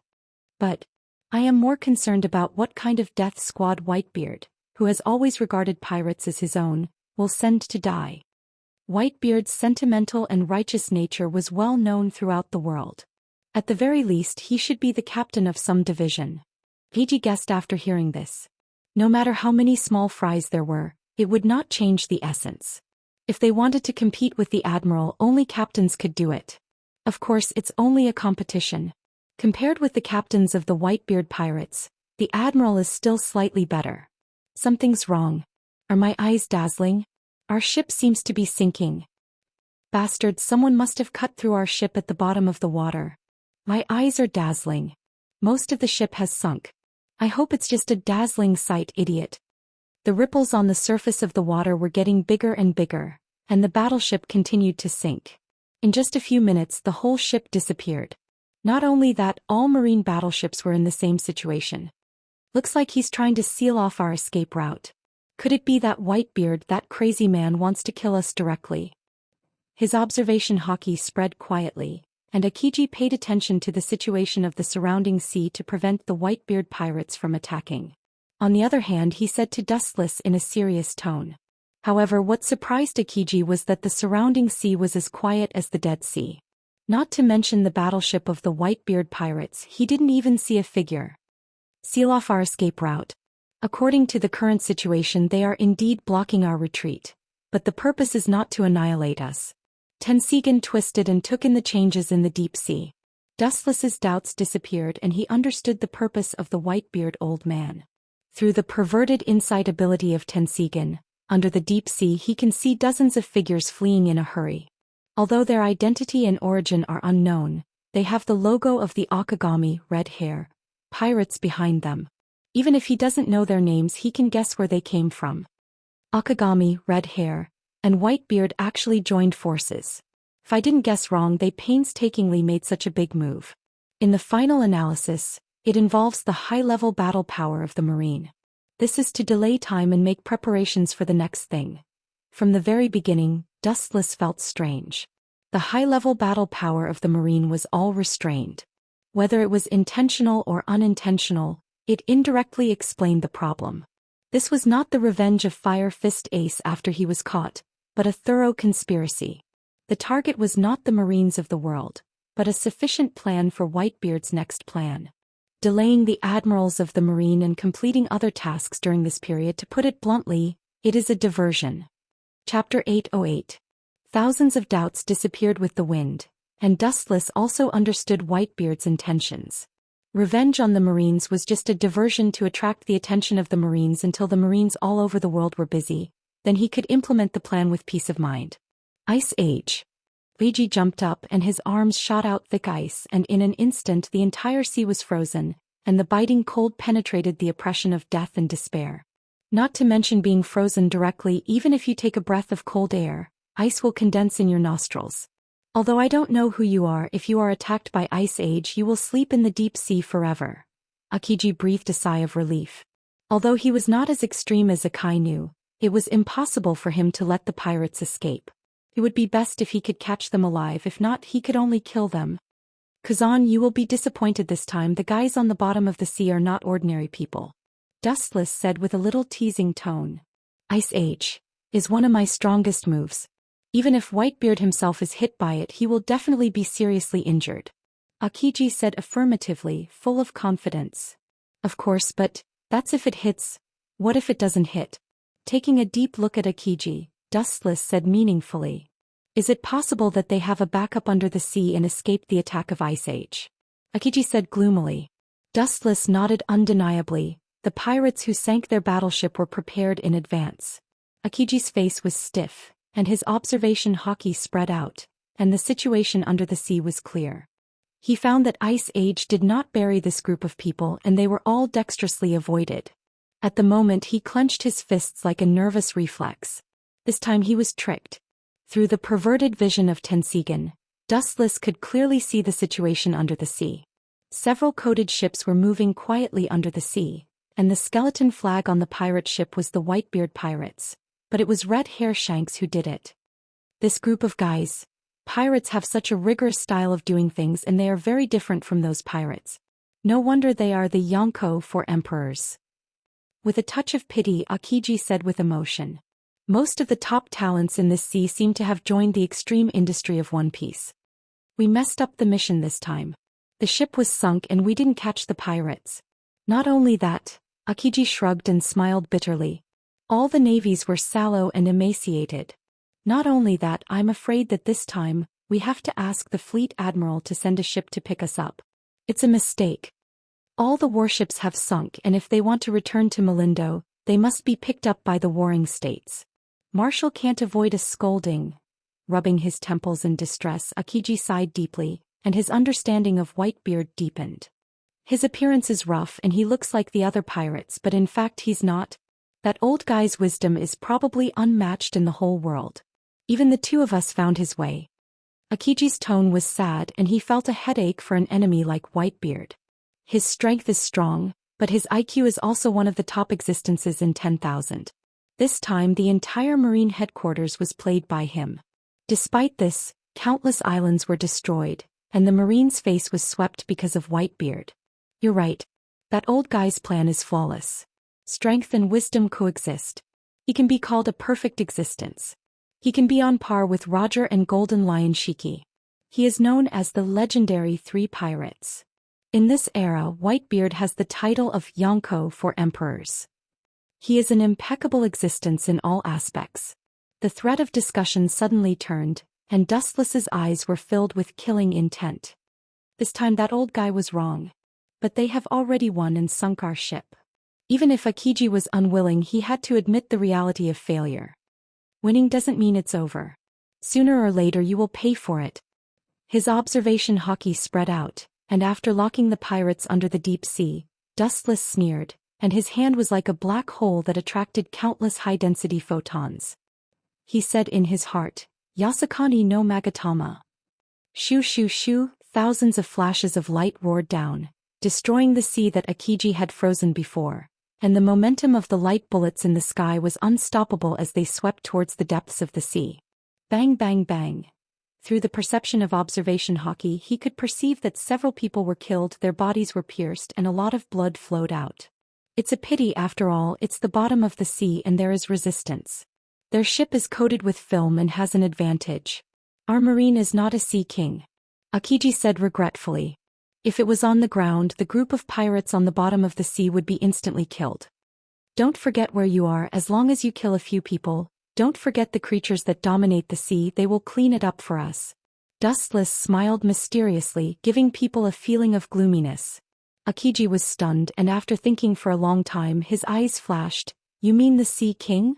Dustless gently nodded. The Sea King's sense of smell is extremely sensitive, and there are thousands of them. They exist in the sea all over the world and they are worthy of being the dominators. Now that the blood of these people has merged into the deep sea, it will immediately attract the strongest top predator of the Sea King. Chapter 809. At this time, everyone outside the door was in disbelief.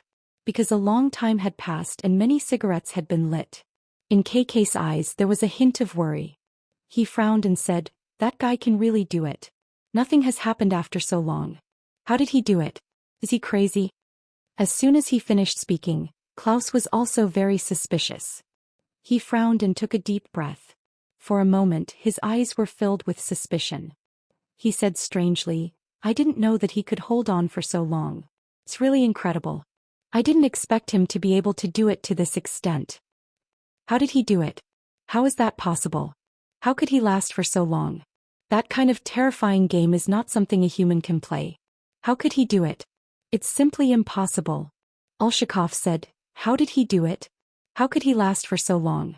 That kind of terrifying game is not something a human can play.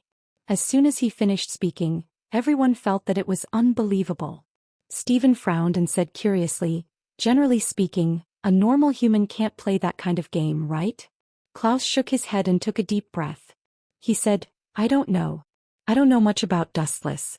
I only know that he shouldn't lose to that guy. At this time, Dustless's forehead was full of sweat. His eyes were full of surprise. He looked at the old guy in front of him and couldn't help but feel a little nervous. He gritted his teeth and said, you're really strong, old guy. It's been a full 9 hours now. After hearing his words, Tun Aller Eluga Fulgaruxiu ignored his disrespectful tone and revealed a faint smile. He immediately said with a smile, you're not bad yourself. You're also a very powerful guy. I didn't expect you to be able to fight me to this extent. At this time, even if Dustless unsealed 1/3 of his strength, it would still be difficult for him to withstand the terrifying power of space and the chess game that was constantly getting more and more powerful. He couldn't help but frown. Even if he could read the thoughts of the old guy in front of him, he couldn't keep up. However, he knew that he must keep up or else he might be killed. With this thought in mind, he began to chat even more seriously. At this time, his mind was constantly filled with a lot of knowledge. He gritted his teeth and continued to play chess. The chess game between the two was getting faster and faster, and the flow of space was getting faster and faster. At this moment he was sweating profusely.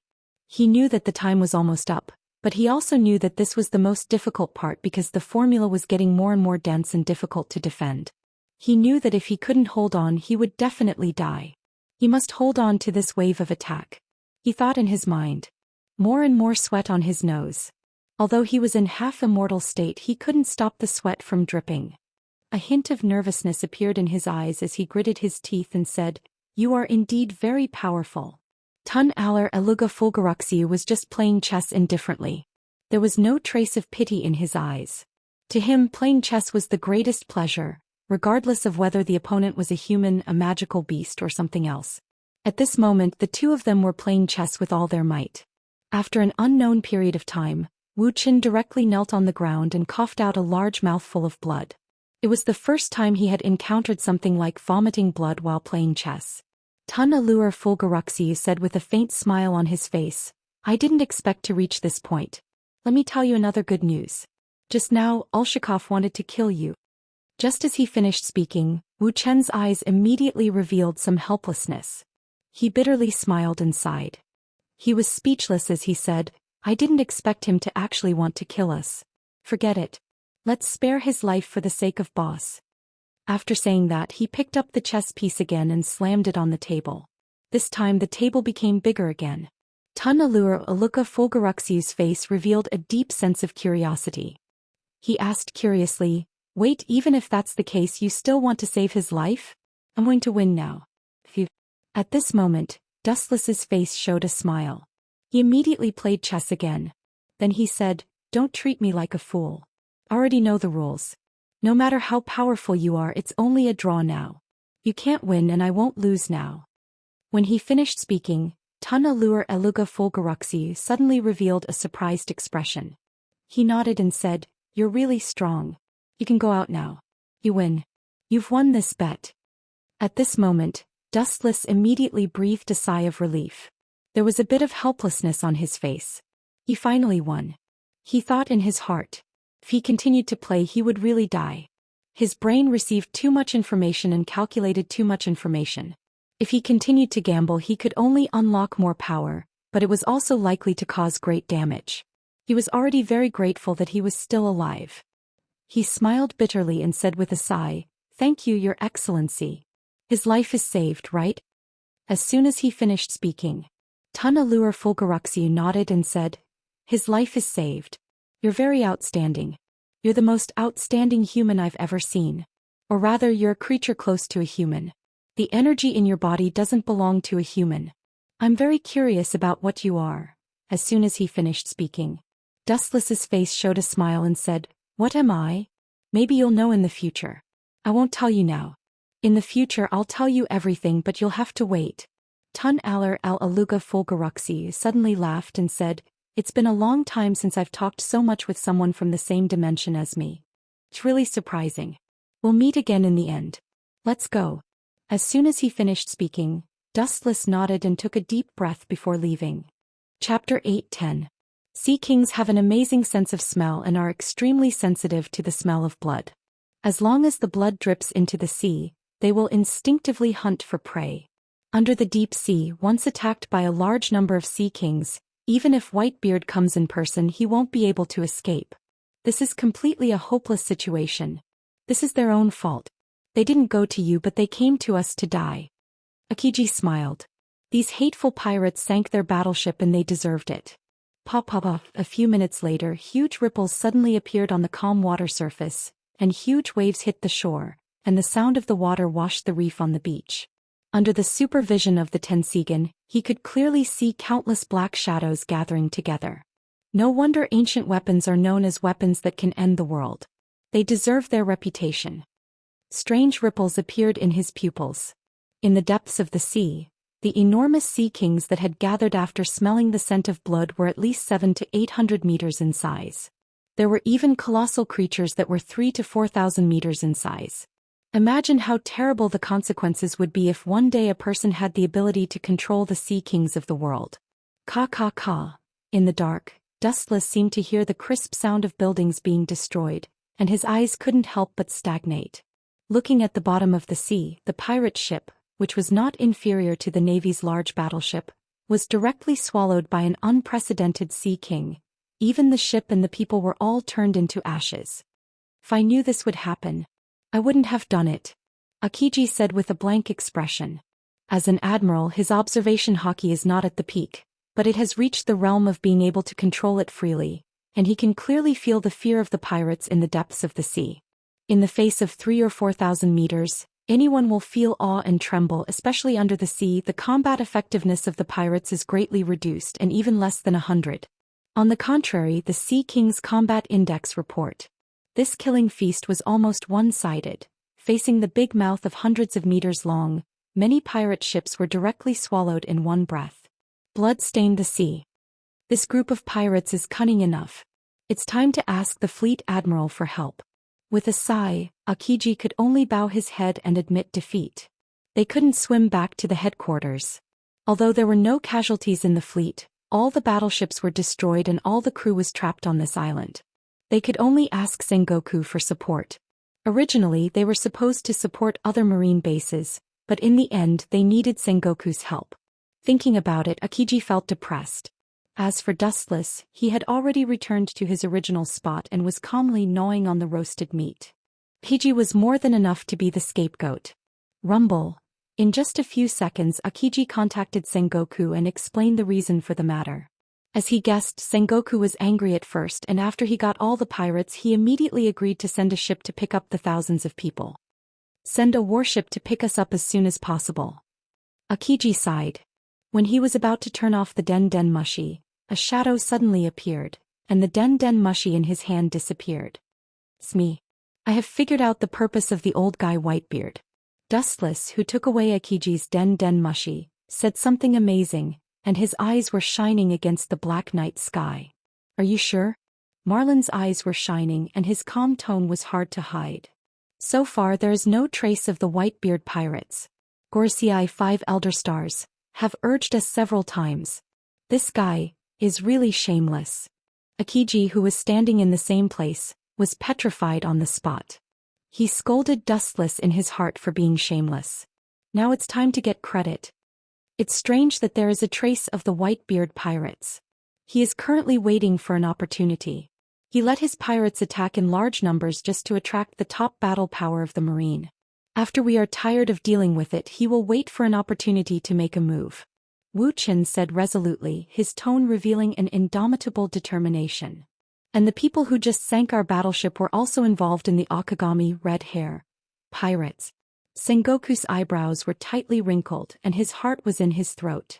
He still had a chance to win against Whitebeard, but if he added the Akagami red hair pirates, it would be a suspense. The wolf's ambition is obvious. The only person who can be worthy of Whitebeard is Fire Fist Ace. Dustless said Whitebeard's purpose. It should be impossible for him to know about Fire Fist Ace, otherwise he would have already robbed him. Akiji frowned as he came over. If he knew that Fire Fist Ace was in Impel Down, he would be able to do it directly. Otherwise, it would be more difficult to rob him on the day of the Marine's public execution. Sengoku on the other side of the Den Mushi also nodded. A few days ago, Whitebeard really didn't know where Fire Fist Ace was hiding, but in recent days he knew. Dustless's expression was calm and Garp's figure appeared in his mind. Garp went to Impel Down a few days ago, which is equivalent to releasing the signal that Fire Fist Ace is in Impel Down. Garp didn't know anyone in Impel Down, and the only one who suddenly went to Impel Down was Fire Fist Ace, who was caught by the Marine. Now Kazan and I are trapped. Sakazuki said that he was also attacked by pirates, and Borsellino is no exception. It is estimated that Garp and others are the same. The Marine's top battle power has all been restrained. It is estimated that it will not be long before Whitebeard gathers the power of all the pirates to attack Impel Down. Even if the war starts, we will not be able to deal with Whitebeard. Chapter 8:11. Now Kazan and I are trapped. Sakazuki said that he was also attacked by pirates, and Borsellino is no exception. It is estimated that Garp and others are also in the same situation. The Marine's top fighting power has all been restrained. It will not be long before Whitebeard will gather all the power of the pirates to attack Impel Down. Even if the war starts, we will not be able to deal with Whitebeard. Wuxia analyzed with a look of shrewdness, and the tone he revealed was correct. Sengoku's expression was stiff when he heard this. After a moment of contemplation, his expression changed sharply. His whole body trembled slightly. It was as if someone poured cold water on him. Giji was the same. Although his expression was not as exaggerated as Sengoku, he also felt that the world in front of him was dark and the future road was dark.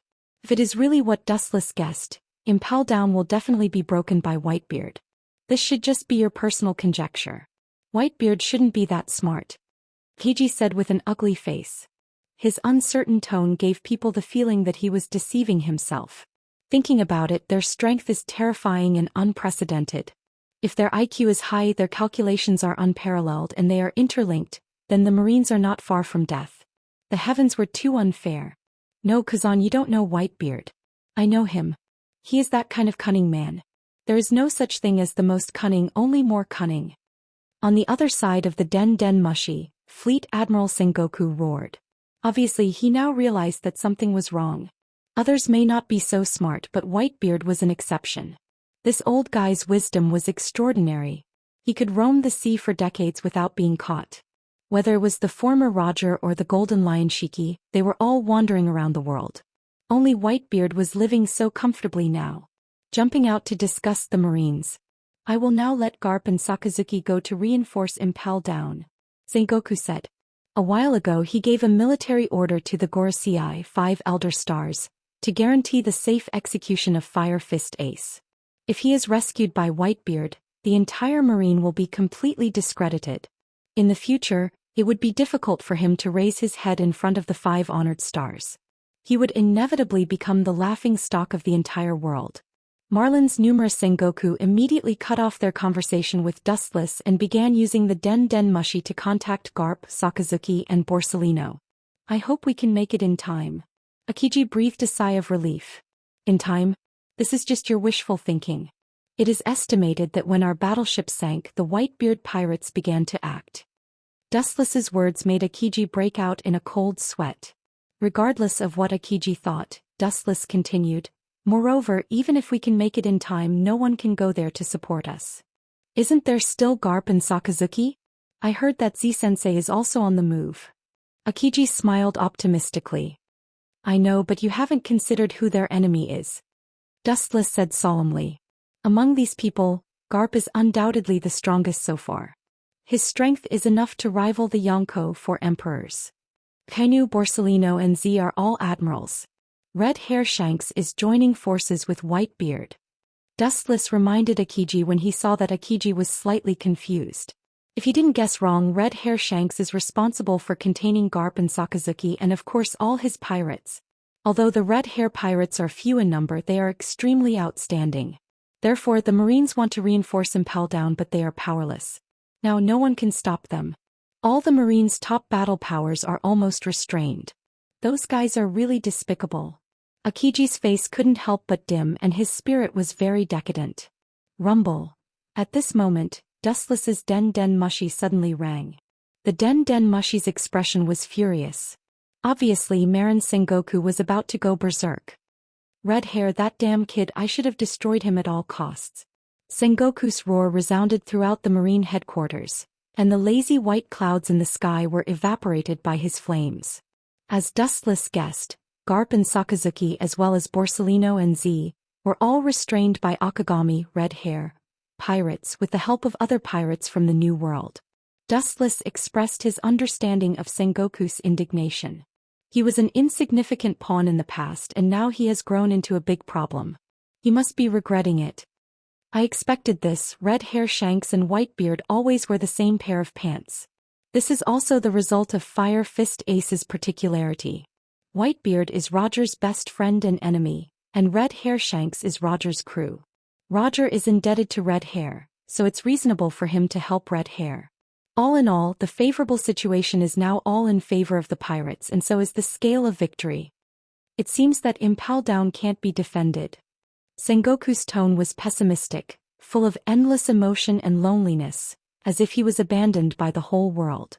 He and Whitebeard fought for a lifetime and in the end Whitebeard was slightly better. Fleet Admiral, you don't have to be so pessimistic. Everyone has one head and two arms. Whitebeard is not more special than us. He can use his brain to frame the Marines and we can do the same to Whitebeard. The corners of Wu Chen's mouth curled into a strange smile, which was particularly horrifying. Chapter 8:12. Designing to harm people is not exclusive to Whitebeard. If he can do it, Marine can naturally do it too. Hearing Wu Chen's words, Sengoku's face was full of hope. He grasped the only life-saving straw and asked eagerly, Whitebeard, that old guy is cunning and changeable. He can do what people can't do. It's as difficult as ascending to heaven to plot against him. Obviously, I can't tell you how to deal with Whitebeard, but you have to make such a difficult tone. At this time you still want to play hard to get. Dustless shook his head and secretly scolded Sengoku for being shameless.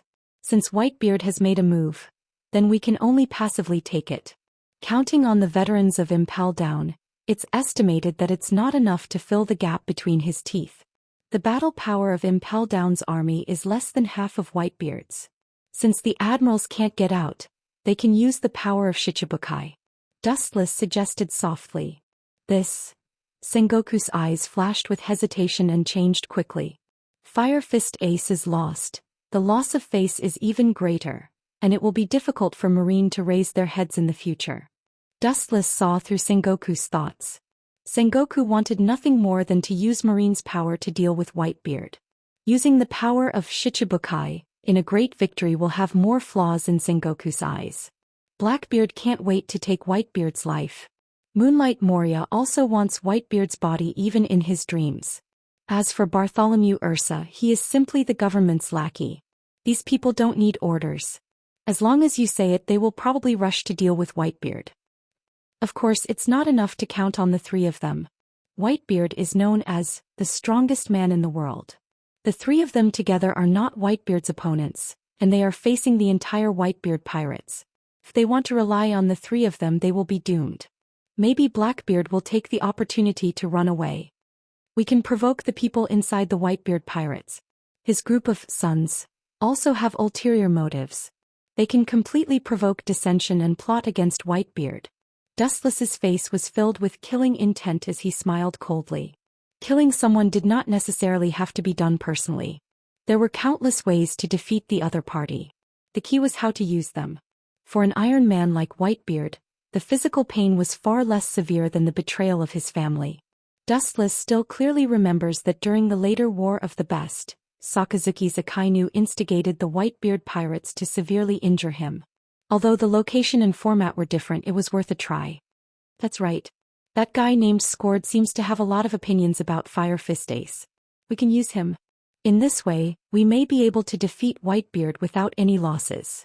Sengoku sneered, and his eyes were glowing with the light of choosing people to devour, which was particularly terrifying. The pirate king Roger once killed Scored's family. That Scored didn't know the true identity of Ace. We can tell him through secret channels. After adding fuel to the fire, let's squad plot against Whitebeard. The silent Akiji's face was complicated. There was a huge deviation between Marine's justice and his ideal, and as time went on, the deviation would get bigger and bigger. On the blue sea, the giant pirates cut through the thorns and rushed forward in the direction of Impel Down. There was a skull flag hanging on the hull of the unknown ship, and there were two clearly visible thick beards. It was the Whitebeard pirates that had disappeared for a long time. I thought that Akagami, red hair, would do something. It turned out to be such a ridiculous trick. Diamond Jozu had already received news from Akagami, red hair, that Dustless and Akiji were both pinned down and could not support Impel Down for the time being. Of course, it was not Dustless and Akiji but the entire marine, unless Sengoku himself rushed to Impel Down. Jozu, Whitebeard's eyes were full of love, and they were instantly replaced by a sense of oppression. He said loudly, "Completing the task at the cost of minimal casualties is worthy of respect and learning. Some strategies are often ugly and ridiculous, but the effect is often unexpected. In this way we can finally rescue Ace." Marco breathed a sigh of relief and his tone was a little relaxed. These days he had been living in the haze of Ace's capture. Not only him but the entire Whitebeard pirates should say the same thing. "Thanks to Father's strategy," Diamond Jozu said from the bottom of his heart. The current situation was entirely due to Whitebeard's series of plans. That's for sure. After all, Father used to be as famous as One Piece Roger and Golden Lion Shiki, and he was invincible in all aspects. Marco also agreed. Whitebeard looked at this scene with no expression on his face, but he kept pouring wine into his mouth. As a captain he must always maintain absolute wisdom. However, the pride and joy hidden in the corner of Whitebeard's eyes were difficult to hide. Being able to play the entire Marine headquarters and even the entire world government including Gorosei 5 Elder Stars, even his close friend and enemy Roger did not do it. Chapter 8:13. Being able to play the entire Marine headquarters and even the entire world government including the Gorosei 5 Elder Stars, even his best friend and enemy Roger couldn't do it. Whitebeard's pride is understandable. The huge pirate ship sneaked all the way without any hindrance. The Marines they encountered were also destroyed by them. The high-level Marines rushed to all over the world to perform tasks. They didn't encounter any obstacles along the way. They were like fish in water. Unlike in the past, this time Whitebeard didn't take Moby Dick, but chose other pirate ships in a low-key manner. On the one hand, Moby Dick's goal was too big, and it was tantamount to revealing the truth of the plan. All over the world, even the Moby Dick was Whitebeard's own ship, and there was no one else besides it. Even the Rear Admiral level characters are rarely encountered. "Oyaji, this time we will succeed." Diamond Jozu grinned and his words were full of excitement. Being able to save Fire Fist Ace and being able to slap the face of the entire Marine, suppressing their arrogance is the best. Whitebeard himself is already in his twilight years, and he must win to improve the prestige of the Whitebeard pirates, and give those rascals a shock in color to see. Especially one of the Yonko 4 emperors, Big Mom. A few years ago, because of the Fruit of Darkness, the 4th Division Captain Thatcher fell, and the initiator was Big Mom and her pirates. Whitebeard didn't hesitate to put his life on the line. It would be best if he defeated Big Mom and destroyed the island she once occupied, so that the pirates on both sides would unite. As long as there was an opportunity, Charlotte Linling, this ferocious viper, would launch a fatal sneak attack. Putting Moby Dick in the base before going to sea will not only deter the enemy, but also play a role in confusing them. After all, this time they suddenly attacked Impel Down. They can't take all the fleet, they can only take all the elites. There are still many members of the Whitebeard pirates stationed on the original island. Rumble. At this moment the unexpected Den Den Mushi rang. That red-haired kid? Turning his head and looking at the slightly anxious Den Den Mushi, Whitebeard's heart thumped and suddenly realized that something was wrong. Red Hair Shanks will not contact him if there is no major event. Unknowingly he picked up the phone. Sure enough, as Whitebeard expected, there was a message from Nightmare. Shichibukai, who were mobilized by Marine, also headed in the direction of Impel Down. As Dustless had guessed before, Blackbeard and Gecko Moria participated in the encirclement and suppression operation. The news that Whitebeard quietly left the island base was like a ripple on the surface of the water.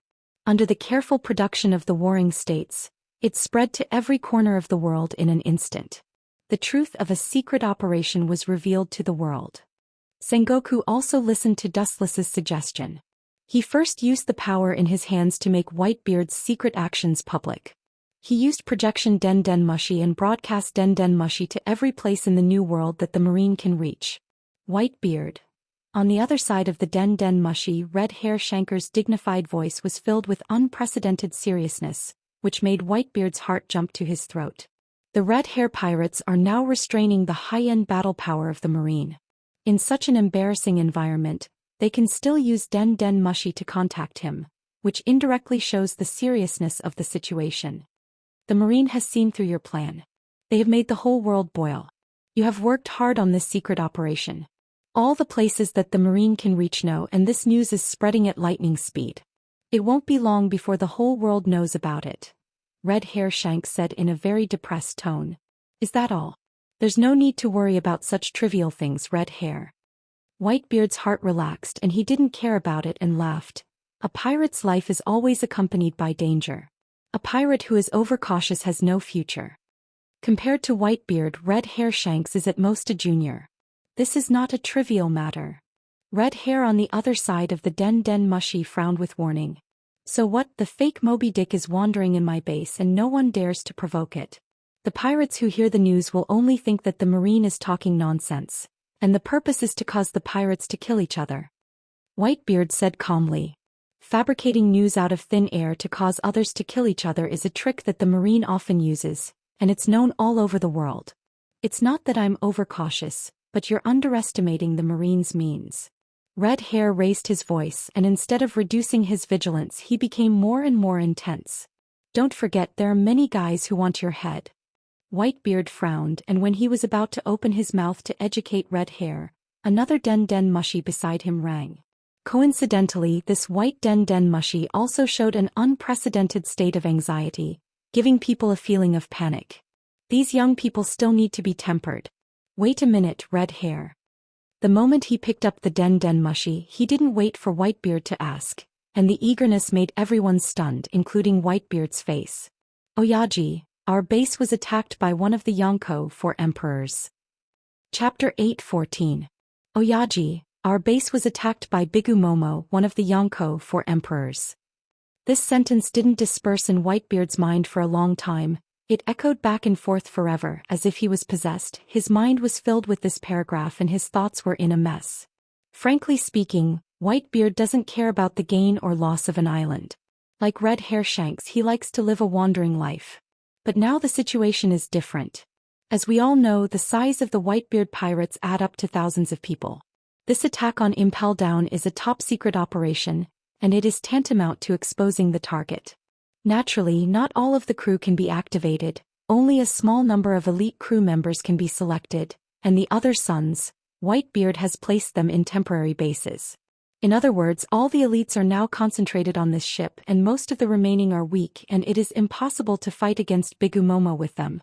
A melee. Bigu Momo, that despicable old woman, dares to play this game with me? Whitebeard's angry roar resounded through the sky, and visible cracks appeared in the surrounding space, erupting with destructive waves. The clouds floating in the sky disintegrated instantly, and the invaded sea instantly formed big waves, spreading rapidly, swallowing the surrounding islands. Don't forget, a few years ago, you almost killed Charlotte Lin Ling. Women are very vengeful. Now that she has seized the opportunity, it is very likely that she will eradicate your pirates. Red Hair Shanks, on the other side of the Den Den Mushi, whispered after hearing Whitebeard's roar, and his tone was vaguely persuasive. Wipe them out. He's just a stray dog. Whitebeard roared, and the sword in his hand also felt Whitebeard's anger, making a burst of clear sound, and a supreme killing intent went straight to the sky. Ka ka ka. Accompanied by a loud rumble, a dazzling crack appeared in the dark sky. The distant sky looked as if it had been torn apart by someone. It was terrifying and sinister. The endless netherworld abyss seemed to be the tomb of all creatures, and the flying insects and beasts passing through the sky made bursts of whining, as if begging for mercy. Even though this body has reached its limit, it's as easy as flipping my hand to exterminate her. Whitebeard said in a sonorous and arrogant manner. Although there was a suspicion of exaggeration in the case of going all out, even if he couldn't kill Bai Gumamu, he could still seriously injure her. This was where Whitebeard's confidence came from. That was before. Don't forget you are still on the way to Impel Down and Bigumama is slaughtering your crew. Do you think Bigumama will feel helpless against them? Shank's voice came from the other side of the Den Mushi. Seeing that Whitebeard was so stubborn, he decided to be frank. Let's stop here, Whitebeard. Maybe if you don't hesitate to attack Impel Down now, you can save Fire Fist, but your remaining crew will be killed. Bai Gumamu hates you to the core. She will definitely not show any mercy. Fearing that Whitebeard would not listen to him due to his fever, the red-haired Shanks continued to raise his voice, giving people a feeling of hysteria. Whitebeard heard this and fell into a dilemma. For a time he was in a dilemma. If he attacked Impel Down with all his strength, he may be able to save Fire Fist Ace, but the thousands of crew members left in the original base will certainly not escape the claws of Bai Gumamu. As the red-haired Shanks said a few years ago, the former Whitebeard did not hesitate to hit Bai Gumamu and let her escape from the New World. The entire pirate ship was almost destroyed. Therefore, Bai Gumamu's hatred for Whitebeard is self-evident. Don't tell me you're going to ignore Ace? Whitebeard roared, showing a deep struggle in his words and at the same time his hatred for Bai Gumamu soared. It was his biggest mistake not to kill her. So today this kind of thing happened. This is also helpless, the red-haired Shank sighed. He could also understand the sadness in Whitebeard's heart. He softly persuaded, take a step back. My subordinates have inquired that the Marine headquarters is changing equipment on a large scale. All the old mechanisms have been replaced. That is to say, the Marine is not ready to execute Ace. He will be safe for a while. Hearing this, Whitebeard pondered for a moment. Even though he was unwilling, he gently nodded and said with a pale face, that stupid woman Biguma can't be so smart. Someone must have told her that I secretly left the Moby Dick. That's why she took the opportunity to attack. Whitebeard suddenly flashed in his mind and said, Marine, it must be that bastard Sengoku. Sengoku? Not necessarily, he didn't even leave the Marine headquarters. It's impossible for him to know so much. It may be one of those admirals. The red-haired Shanks flashed in the sun, and in his deep shining eyes, a young silhouette was vaguely reflected. His black hair was messy like weeds, his face was handsome and cheap, and his mouth always had a smile like a spring breeze, giving people a feeling of unusual frivolity. However, that outlined smile was a nightmare in the eyes of the red-haired man. To some extent, it was more like the smile of the Grim Reaper. Anyone who was targeted by Dustless could not escape the fate of life and death in the end. Even if they were lucky enough to escape his pursuit, they also lived in endless fear, living a life worse than death. Chapter 8:15. Anyone who was targeted by Dustless could not escape the fate of life and death in the end. Even if they were lucky enough to escape his pursuit, they also lived in endless fear, living a life worse than death. Although it was just an unfounded guess, Red Hair Shanks was very sure that even if the instigator behind this had nothing to do with Dustless, it was definitely related to him. What is your final choice? Abandon Fire Fist or choose to walk down the dark path and save him at all costs? Throwing the complicated thoughts out of his mind, the red-haired Shanks asked straightforwardly. Whitebeard looked stiff and bowed his head in silence. He was reluctant to give up Ace, but he was also reluctant to give up his other sons. Even if he has mixed feelings, he can't hide the helplessness in his heart. For the first time in his life, Whitebeard felt that life was so hard. If I were you, I would definitely have a headache like you. This strategy is really vicious. On the other side of the Den Mushi, Shanks's sympathetic voice was heard. If he chose, he would fall into the same embarrassing situation as Whitebeard. There are obviously two paths to choose from, but it doesn't lead to the light after the rain, but to the endless abyss of despair. It seems that I can only retract my troops. Damn Marine bastards and that old woman. I will definitely settle this account with you. Whitebeard chose to give up the mission. He is the father of the entire Whitebeard pirates. He can't sacrifice everyone because of Ace. It would be too unfair and chilling. A pirate group that makes everyone feel chilled means that they are close to collapse. He can only turn the unwillingness in his heart into hatred for the Marines and Big Mom. He secretly vowed that one day in the future he will make them pay with their blood. Oyaji, the impale down is close at hand and it's just around the corner. Marco clenched his fist and his face was full of unwillingness. So was Diamond Jozu. His body was trembling and his breathing was several times faster than usual. Although I am sorry for the brothers who died. But Oyaji, you also understand. The Whitebeard pirates can't do without Ace at present. Diamond Jot said in a heavy tone, his words hinting at something else. In addition to the importance of Fire Fist Ace, there are other factors. Ace's bounty has reached 550 million berries and he will inevitably support the Whitebeard pirates in the future. This important figure cannot be lost. The stage of the Whitebeard pirates cannot be without Ace. This group of people. Hearing this, the Maelstrom spider scored quietly left. His eyes flashed with sadness. He knew the importance of Ace. In the future he would be the pillar of the Whitebeard pirates, but so what? Sacrificing the others for his life and abandoning the rest of the crew was too cruel. Scored felt that the scene was too depressing.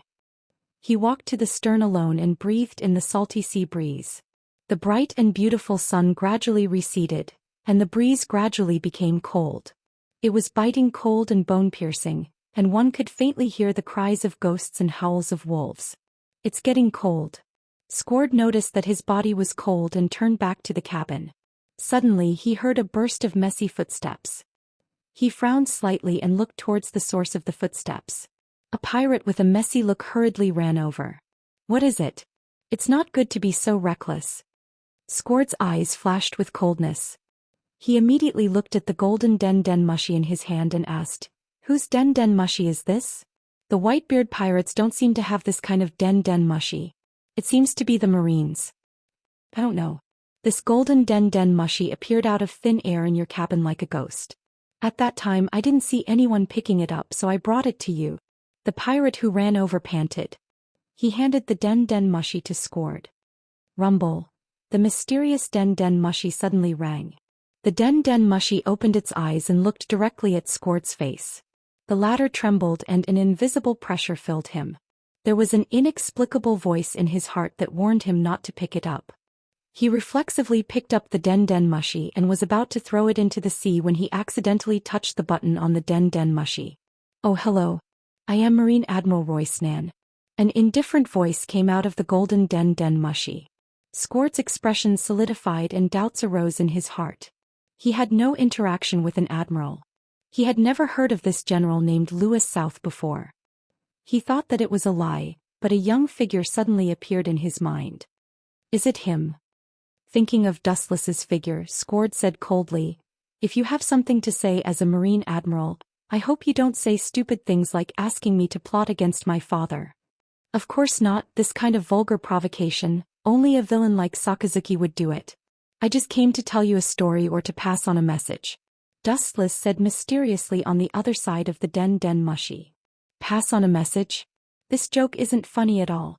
Who can ask an admiral to pass on a message? Gorosei or celestial dragons? Scored said sarcastically. "It's not them. You are familiar with the people who begged me to pass on a message." Suddenly, Dustless's voice was like a black hole in the depths of the universe that could devour everything. It instantly attracted Scored's attention. "The people who asked me to pass the message are from the Kingdom of Heaven. They are the crew members who used to be your brothers but were unfortunately annihilated by Roger, the Pirate King." Chapter 8:16. Dustless's voice was like a black hole in the depths of the universe that can swallow everything and instantly attracted Scored's mind. "The people who asked me to pass the message, they are from heaven.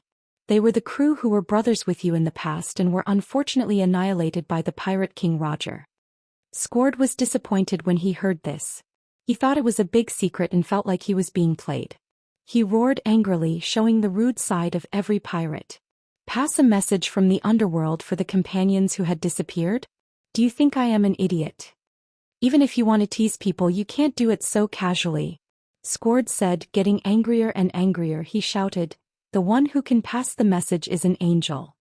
Hearing this, Dustless on the other side of the Den Den Mushi said, "If you want me to turn into an angel, I don't care, but I prefer to turn into a demon than an angel.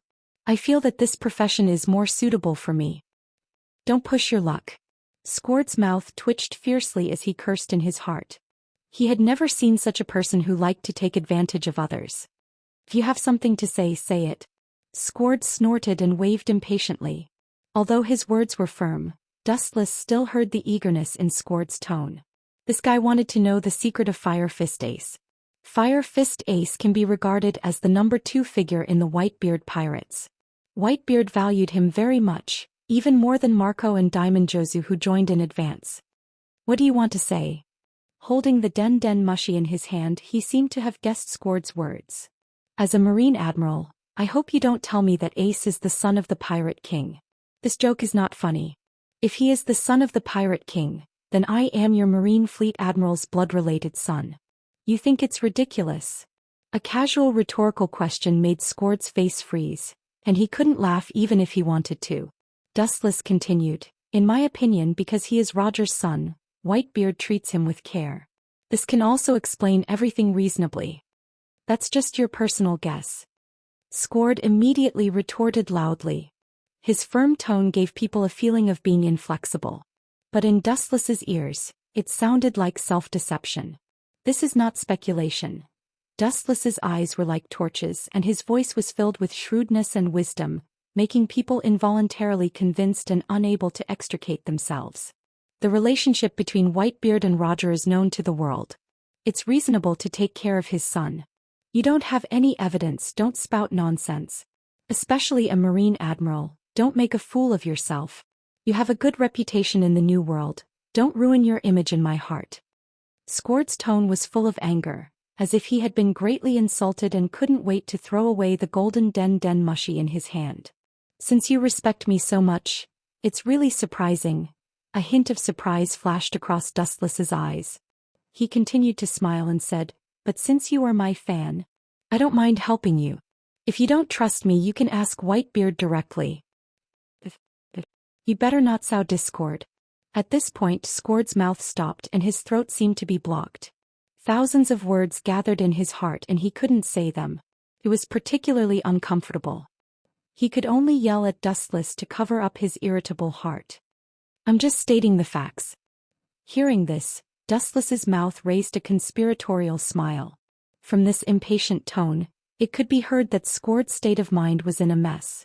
If you want to destroy someone, you must first make them crazy. This is the immutable truth. It seems that I can make him defect with just one step. Dustless laughed in his heart. For Fire Fist Ace, it doesn't matter how much you sacrifice. Anyway, you are just subordinates of the Whitebeard Pirates, not the real core members. Dustless's voice is full of magic, constantly devouring and squeezing the reason in Squard's heart and attacking his psychological defenses.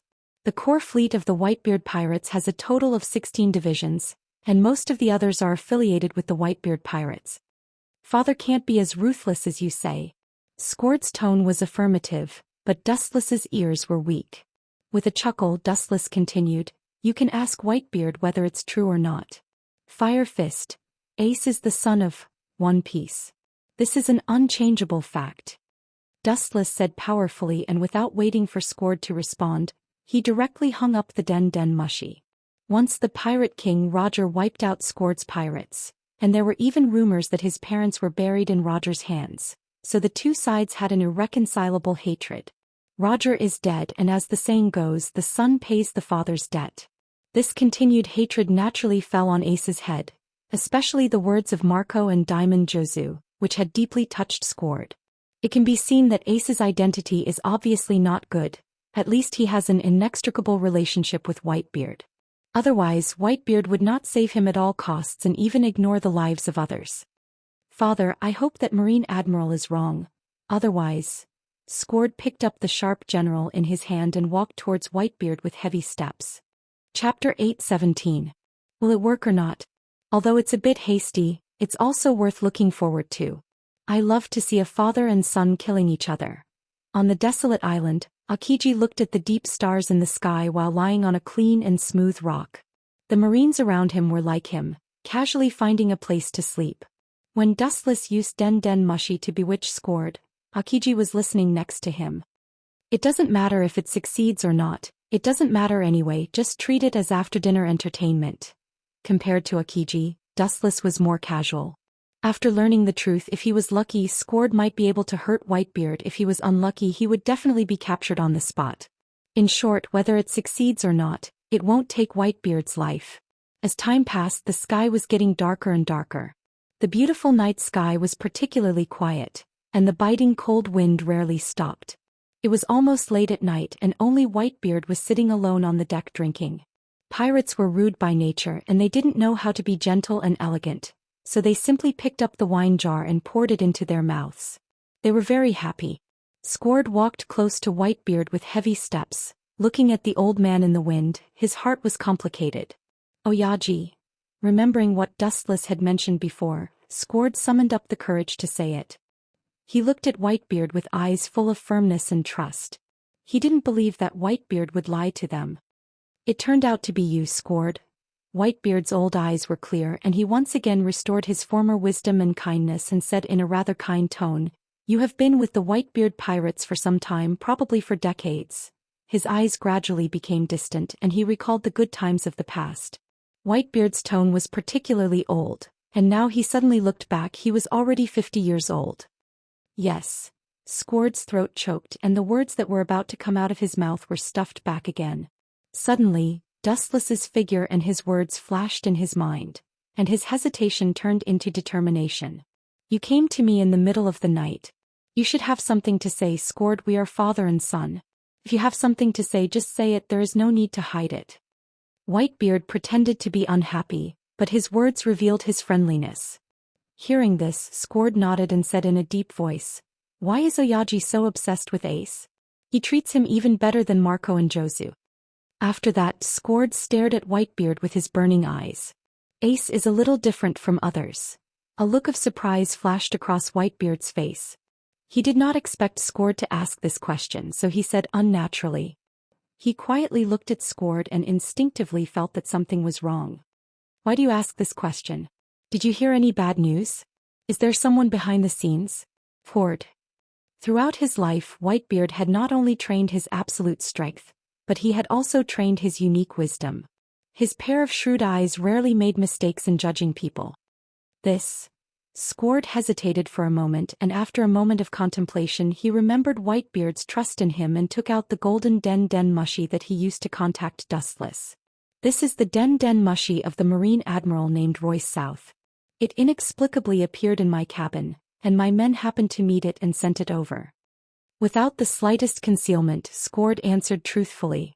"It coincides with Akagami's guess. I didn't expect it to be him." Taking the golden Den Den Mushi from Squard, the doubts in Whitebeard's eyes turned into understanding, and then he looked directly at Squard. His wise eyes were full of reason. "What did he say to you?" "It should be about Ace. He instigated us father and son to kill each other." "Don't believe him. It's that man's inferior strategy." Whitebeard's face was full of sarcasm. Squard naturally wouldn't blindly believe what Dustless said. He glanced at Whitebeard and whispered, "He said that Ace is the son of One Piece, Roger, and his father is going to sacrifice the lives of all the people on the ship to save Ace." When mentioning Roger, Squard's voice was abnormally heavy, and his eyes were full of killing intent. "I knew it. He will definitely instigate the relationship between us father and son." Whitebeard's face flashed with a strange color, and he avoided the main point and talked about the relationship between Ace and Roger directly. Silence was tantamount to admission, and it was equivalent to Whitebeard tacitly admitting the relationship between Ace and Roger. "Squard, I know the hatred between you and Roger, but the past is like the wind. I hope you and Ace can resolve the hatred," Whitebeard sincerely advised Squard as he scrutinized his face. Perhaps it was because of a moment of carelessness or because he trusted Squard too much. Whitebeard did not notice the scarlet demonic light in Squard's eyes. His eyes were blood red and he felt like he had turned into a hellish Shura. His breathing was abnormally heavy, and the emotion of revenge spread and filled the nerves in Squard's mind. Squard picked up the big sword in his hand and jumped up, and he directly slashed at Whitebeard's head. This sudden state happened too fast and everything happened in a flash. When Whitebeard realized it, it was already too late, and the sharp sword full of sawtooth touched his chest. Chapter 8:18. Recommend this book to everyone. Naruto's Almighty Master. It's a good book. Whitebeard didn't expect that his son, who had respected him for many years, would attack him like a blood enemy, and his means were extremely ruthless and cold. He directly stabbed his heart in his chest. He wanted to kill Whitebeard with one blow, and it could also be seen how deep Squord's hatred for Whitebeard was. Clang clang clang. The crisp roar fell, and it was different from the flesh being pierced and cut into pieces. This was similar to the sound of steel collision, and the effect was as magical as the elixir. It went deep into Squord's soul and pulled him back to his thoughts. The blood in his eyes also converged. Looking at the tip of the sword inserted into Whitebeard's chest, Squord didn't react. He rubbed his eyes and thought it was an illusion caused by high tension. Such a short distance and he can still resist with armament hockey. Squord's face was ugly. He gambled on a fatal blow, but it didn't hurt or itch for Whitebeard. Looking up, Whitebeard's face didn't change and there was no reaction at all. It was an invisible mockery of his weakness. "Ford, I know you are unwilling. It is undeniable that I usually deal with some things and I do favor Ace, but I treat you as my sons and there is no distinction between high and low." The big sword in Whitebeard's hand danced quickly. Under the moonlight it was particularly sharp and it could cut iron like mud. Squord closed his eyes and quietly waited for disappointment to come. He didn't feel regret. He hated One Piece. Now that Fire Fist Ace was the son of his enemy, Squord naturally hated him too. After waiting for a long time his head didn't move. He opened his eyes and looked at Whitebeard. Looking down at Squord with his broad body, Whitebeard restrained his killing intent. Finally the broadsword in his hand fell. This son had been with him for decades. Whitebeard couldn't kill him today even if he wanted to assassinate him. In the final analysis, it was all Dustless's instigation. "Myself, the hatred between us has deepened," Whitebeard said hoarsely, and the big sword in his hand was more dazzling. The cold air around it was more penetrating and people didn't dare to look directly at it. Plop. Looking at Whitebeard's posture, Squord couldn't bear it and fell to the ground. His forehead was oozing with cold sweat. Whitebeard took a step forward. Squord thought that he would completely kill him, but unexpectedly Whitebeard stretched out his big warm hand. 3 days later in the afternoon, the chaotic world regained its tranquility, and the situation was clear. Whitebeard returned to the island where he was originally stationed, and Bigumam slipped away in advance, leaving only the corpses on the ground. The entire Whitebeard pirates were ruined by Bigumam. There were even many people who were brutally dismembered before their corpses could even be found. The furious Whitebeard immediately led the entire pirate regiment to fight with Bigu's mom. Compared with her reckless self a few years ago, Bigu's mom is undoubtedly much smarter now. She knows that Whitebeard is old and there is no need to fight with her to the death, so she retreats. The Whitebeard pirates didn't get much advantage. Marlin's marine headquarters. "That bastard Gecko Moria really can't be trusted, or else we'll suffer heavy losses." In the fleet admiral's office, Sengoku slammed the table angrily, and a crack visible to the naked eye appeared. He yelled, "That bastard's words are tantamount to fart out of thin air. You can't believe him at all." Gecko Moria once promised to deal with Whitebeard, but in the end he didn't even see a ghost. The only Shichibukai who really came were Blackbeard and Bartholomew. This time, I almost fell into Whitebeard's trap. Thinking of Whitebeard, Sengoku said fortunately. If it wasn't for Dustless to see through his strategy and secretly instigate Squord, and finally instigate the war between Bigu's mom and Whitebeard, I'm afraid the Marine would be doomed. "What should we do with Gecko Moria?" Akainu asked hoarsely with a blazing killing intent in his voice. "People who don't have a firm stance should be eradicated early. They will only use the rights given to them by the Marine. Expecting him to help the Marine is a dream." Gecko Moria always wanted revenge. More than 10 years ago the New World's Moria pirates fought against 100 Beast Kaido, but they were hit hard by the latter's overwhelming strength. Since then they have been unable to recover and have been doing nothing for more than 10 years. Until today Gecko Moria has not risen. Even if you want to take back the title of Shichibukai, there is no need to take it now. When we execute Ace we can force him to participate. It's not too late to kill him after that. This is also a waste. Dustless said with a distant look. Although Gecko Moria's strength is average in the future war, it is still very useful to deal with the Whitebeard pirates. It's not too late to kill him. Let that waste live for a while. Ainu's eyes flashed away, and then he sat on the sofa with his eyes closed. Obviously he acquiesced to Dustless's approach. Even if they destroy Gecko Moria, it's time to squeeze his value. Sengoku and others also have the same view. For pirates like Gecko Moria, they must not be soft-hearted. Once he has no value, what awaits him will be death or forever being locked in a place like Impel Down. Who let Gecko Moria go against them? In Sengoku's view, this is his own cocoon and he can't blame others.